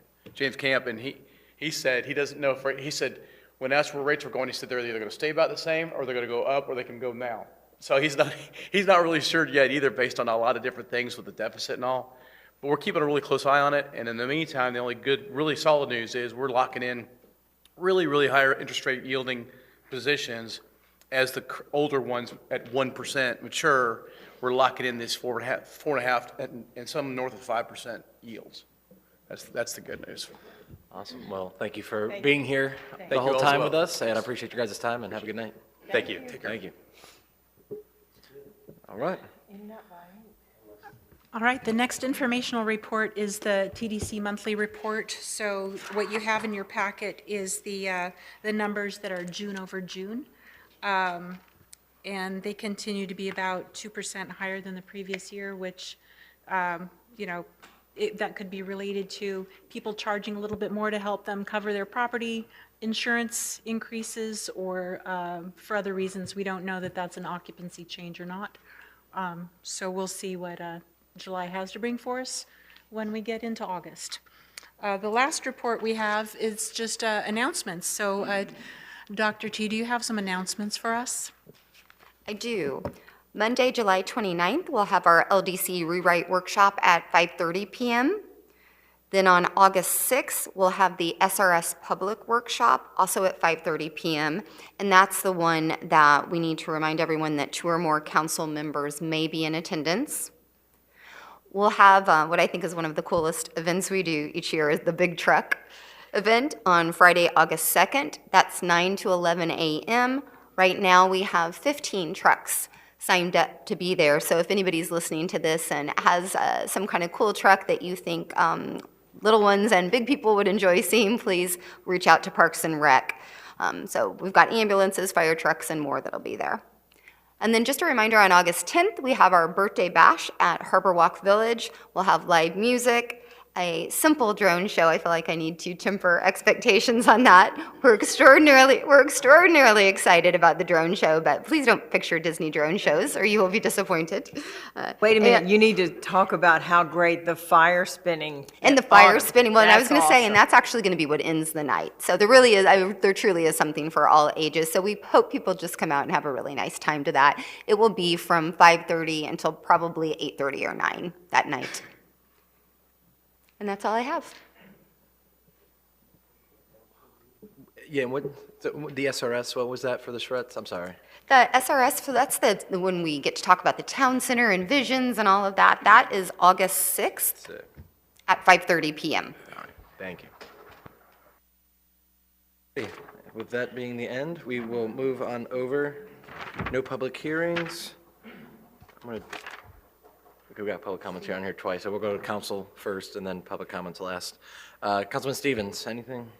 Yeah, I got 2 things. One, just want to tell Louis, hope he gets better soon. Looking forward to him getting back. And then item 2, it's just more or less about that picture that we got earlier. I mean, so I know this is not anyone that's here, but by looking at it, I mean, that is a code violation, right? Operating on the beach. Anyone or? I don't want to speak to the specifics of the picture Okay. due to people's due process, but I'll just say this: vending on the beach when you're not beyond the mean high water line is a code violation. Okay. I guess I feel like these past holidays that we've had, where I've seen a lot more illegal operations, either on the beach, at the boat launch, or even at the transient docks. So I don't know if we can kind of maybe increase code compliance to look at that, or even the next holiday weekend we got, if maybe that's something where we can have code compliance just kind of a little more oomph into it. So that's really all I got. All right, and next. Okay, Councilman Giles gone. Councilman Destin, anything tonight? Thank you, Mayor. And just a follow-up question. Are wheeled carts, vehicles allowed on the beach? I read somewhere in one of our old ordinances that they weren't. Has that changed? You're allowed on the beach during certain times, and I don't know what you mean by wheeled vehicles. Vendors, no, but the mobile vending individuals that have a permit are allowed during certain hours under the code. Okay, well, the question. Yeah, like the chair setup, exactly. Exactly. If we're vending on the beach, even in the water, seaward, how do those vehicles or those wagons with wheels get to the water unless they're So dropped off by a if boat? they're in the city limits, they would not be able to legally get in the water. But you know how the city of Destin jurisdiction goes. I won't mention any specific places, but there are places that are not in the city limits where people can come down to the beach and walk through the water. Well, there are on either side of our boundary, and you could take a boat and drop it off, I guess. And within our boundary, think about, the crab trap or on the other side. Now, those are within the city limits. They just are county properties. Yeah, but those are in the city limits, right? And on the other side of where the Walton County, Okaloosa County line is down by Pompano Joe's Yeah, is that's another out. example. But the crab trap is in fact I in think the I city. meant to say Pompano Joe's, I'm sorry. Okay, They there look- you go. They That's are better. beachfront restaurants, but Pompano Joe's, people come down. That's right. And they can walk anywhere over They there are out very of the simply. county, I understand, but once they get up onto the beach, that's different. So anyway, it sounds like it's a complicated issue, and code enforcement is gonna have to come to a conclusion on how to address it. Councilman Bagby. First time, I'd like to nominate Brian Otto, okay, to the Parks and Rec Committee. Motion And I'll second. just, one item, Mr. Bagby. Yeah. I'm not sure where that came from, but that was a gentleman, for whoever's watching, that was here at a recent meeting. And I appreciate him bringing comment, and now he's stepping up to the table and he's going to join the committee, and that's amazing for him and a lot of others that are on these committees, but I just want to thank you for nominating him. Sure, absolutely. All right, motion and second, call on the vote.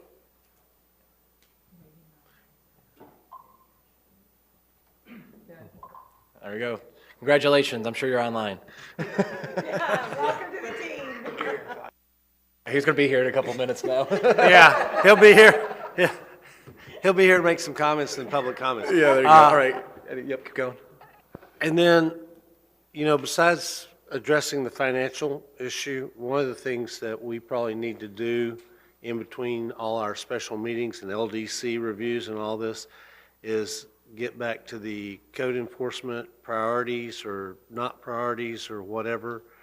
And I say that because everybody that comes in,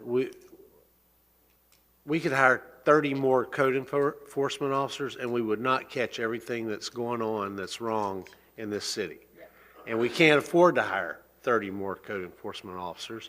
So we need to say, look, here are the things, whether it's parking in the right of way or vending on the beach with a wheeled vehicle that, if they bring it in at Pompano Joe's, that's a good walk in the surf down there or the wet sand. And I would just say that this is interesting, but this doesn't tell me where it is, okay? Because that could be in one of the beach renourished, and they could still be seaward of the ECL, so they could still be on the state's land as it is. I'm not going to doubt that she saw what she saw and what she said she saw. But I'm just saying, for the code folks to do that, they're going to need a little more detail. And so I don't want us to get too far on code, because then they're not kicking people out of places where parking, or they're not charging the people who parked there and didn't. So we just need to have a holistic conversation, even in a workshop, about what we want them to do and what their priorities are, because, and they change. In the summer, I know what their priorities are, but when it's not season, it's probably making sure builders are not building without permits, which they've caught a couple of folks in my neighborhood doing, because, it's too hard, or it's too expensive, or they couldn't figure out the software. All right, Councilwoman Hebert. Thanks, Mayor. Two things. I too want to wish Lewis quick and safe recovery after surgery tomorrow. We miss you. Hope everything goes well. My second thing is, can you address, Ms. Kopp, what Mr. Stephen from the Lamar billboard, his comments in the beginning, was there something that we as the council need to be reviewing sooner rather than later? Do you have anything to add? Yeah. First, neither Mr. Sanford nor his attorney or anyone else on his team have expressed any of the frustration to me prior to tonight. So I've heard nothing of the sort from any of them. And with all due respect, that is certainly not the way I do business at all. But to answer your questions, at our February meeting, I believe it was February 20th, I immediately that same night reached out to Lamar about the next steps, and it took them about a month to respond to me, first of all. And then subsequently, they did ask for a meeting with us regarding the code changes, and I responded again and said that we would meet once staff and I had figured out the code and comp plan changes that we were going to be recommending to LPA and council. Subsequent to that February 20th meeting, we all had our visioning session. That was around February 29th, I believe. And again, I'm kind of going off the top of my head here too, because like I said, I've never heard any of this from Lamar. But it's very false to say that Lamar was not told that code changes were going to be made. We told that to them at our very first meeting a couple of years ago.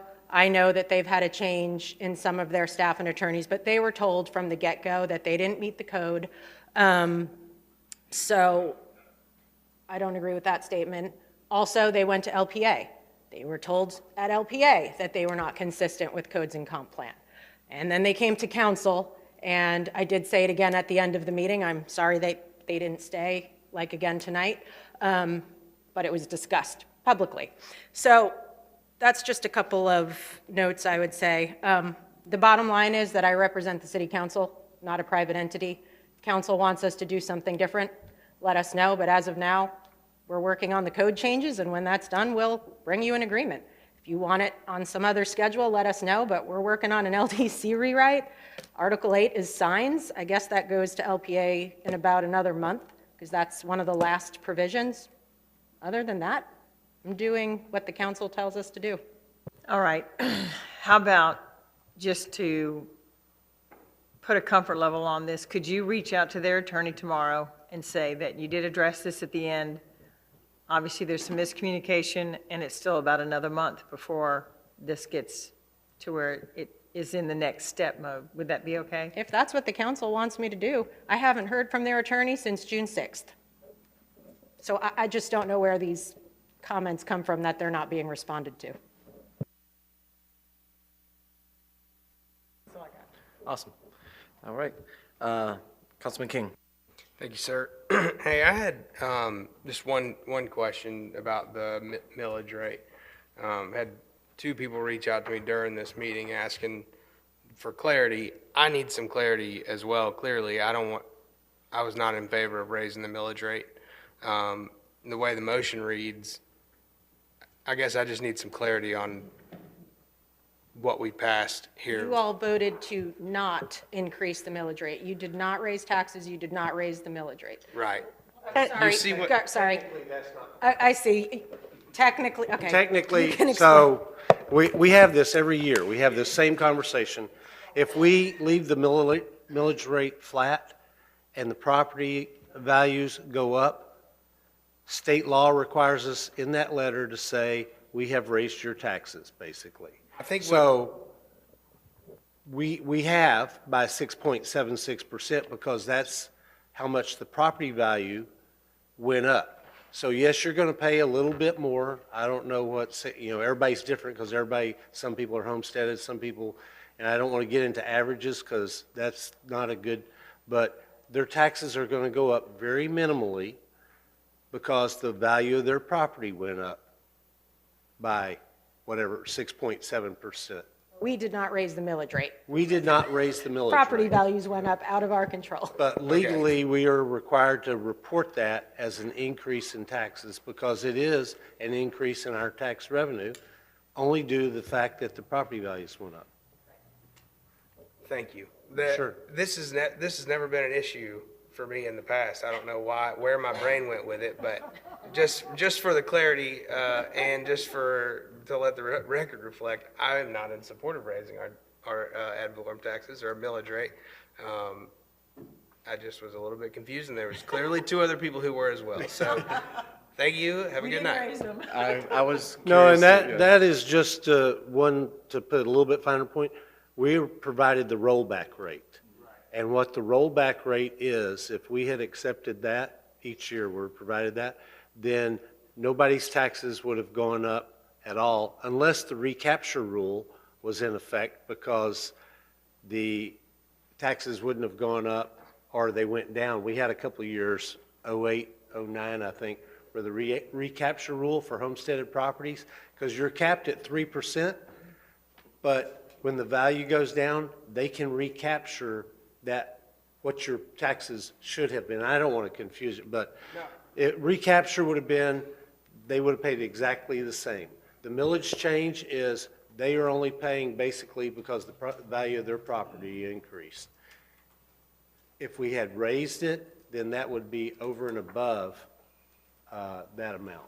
I think where it got confusing, and this is just my assessment of the conversation, was it seemed like where the conversation was going was, how do we add more, how do we increase the millage rate to get more money out of people to pay for our city's initiatives?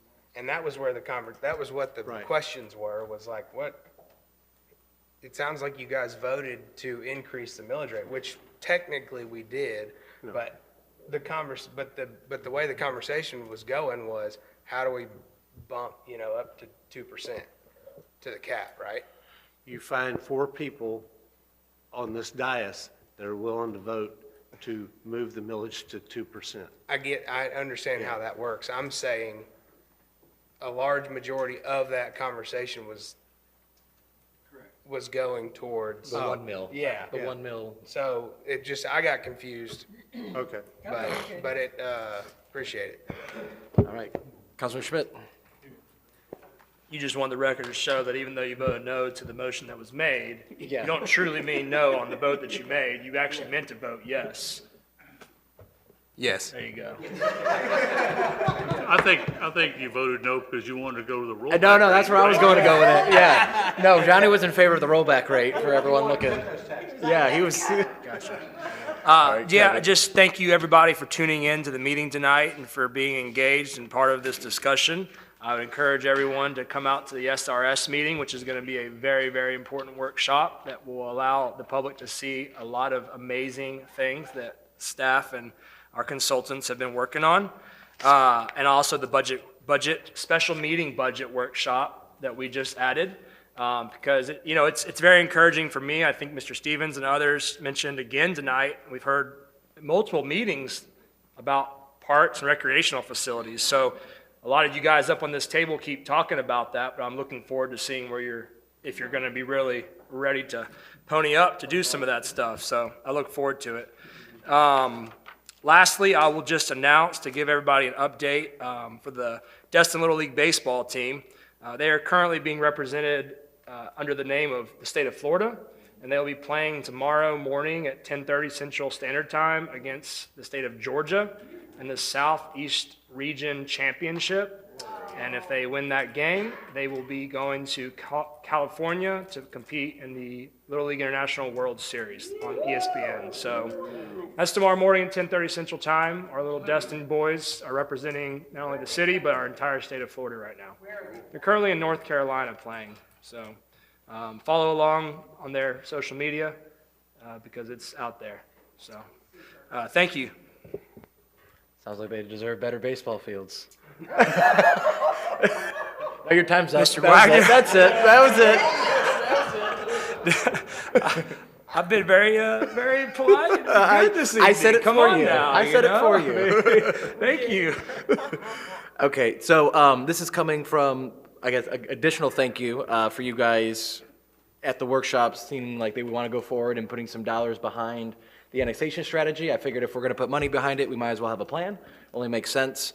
So we've kind of been bouncing in between Mr. Zanguze and Kim on just kind of a schedule of what that would look like, basically the milestones, things that are tentative that we would need to hit, things that we want to hit, and basically for your guys' discussion, and honestly, we're at a point now where we could think all we want, but we kind of need some direction from you guys, and that would be, I would prefer to take this as more of a fact-finding mission, and going to each HOA and bringing back their pros and cons, their budget, any kind of CIPs they might have, any capital improvement projects they might have, anything they see coming up that might be in the form of a community tax, if they have something of high value and that needs to get repaired coming soon, and just really bringing all the information back so that we can have a prepared annexation project, not only for them to vote on, but knowing what's going to come down the pipeline, what would get them to say yes,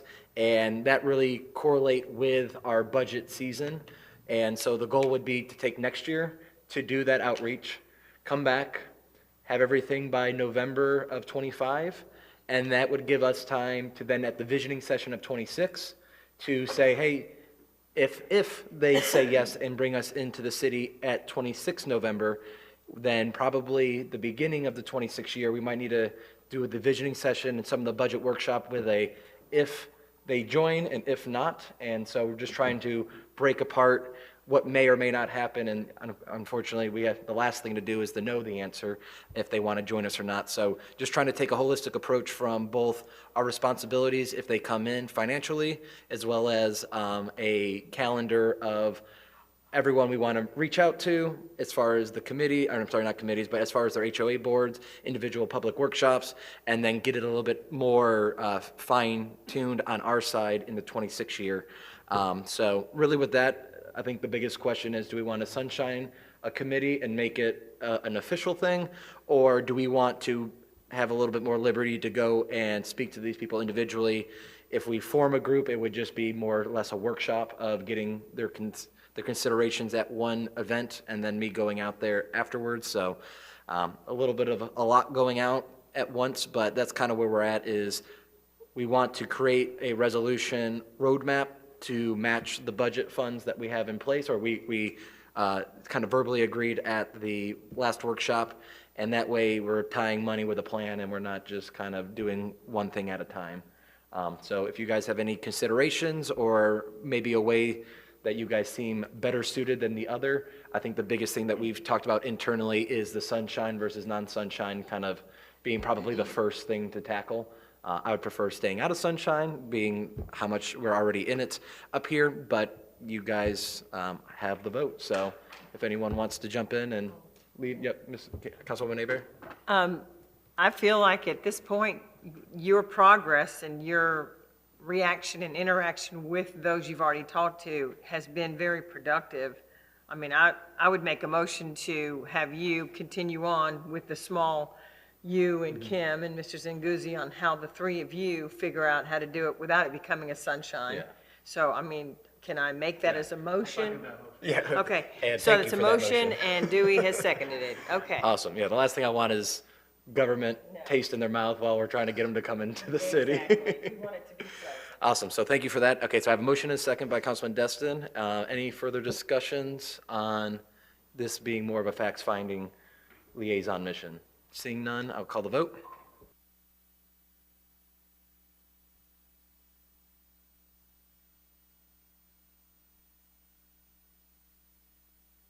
Take a second. All right, so looks like we might have all ayes with a delay. While it's delayed, Kim, there we go, thank you. Ayes have it, so moved. Do we need council to direct us to write a resolution to now kind of, or at least bring a resolution to them to vote on that would just outline key dates and strategic goals of more of the calendar years? Based on this, I'll go ahead and write the resolution Yeah, unless everyone anyone good? I just objects. didn't know if we need a double dip, yeah. We're good. All right, thank you, guys. Other than that, the only other thing, we kind of we brought up turnover being a little bit higher right now than typical. Something that I've used in the past is Skill Bridge, which is taking military people who are exiting the military, and for 3 to 6 months, most of the time 6 months, instead of reporting to base, it is their way of getting soft and business skills back in the, I say, normal world, and allowing them to transition. And I've used it for my company in the past, and basically it's a paid by the military, I guess a intern, but they are reporting to the employee versus base for the last 6 months of their term, and their skill sets across the board from IT to finance and everything in between. And it might be a good way to leverage relationships with our military community and help service members transition back into civilianhood, as well as picking up some skills that aren't on the city's dime. Do you already have a contact? It's all online. It's gotten very, in a good way, thorough about making sure that it goes that way. I don't know if we have any stipulations as a government not being able to, but I think we fit their bill of not only providing a skill-based learning center, but also they want employment afterwards. And that was always a box I had to check no on is, will they get employed after this? Probably not. But hopefully for us, that would be a yes, so. Do you need a motion? No, I think that's just, we were talking about it, so I just wanted to throw it out there. So that's my last little one-liner there. City Attorney.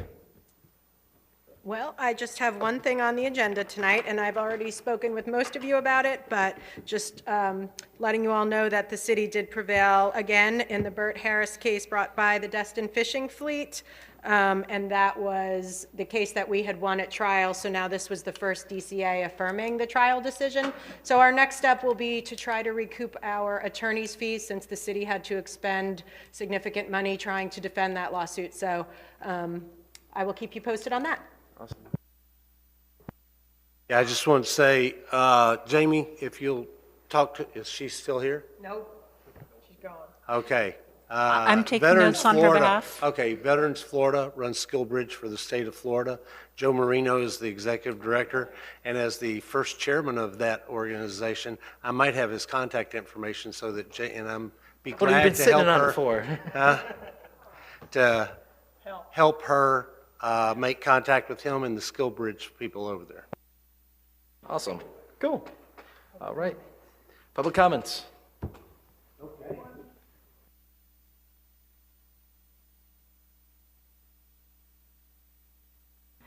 Hi, Sandy Trammell, 3823 Indian Trail.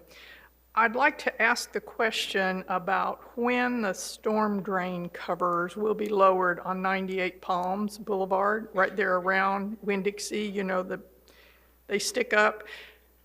When Destin Water users had the blowout there, the reason the car went in the hole was because they were avoiding that storm drain that sticks up.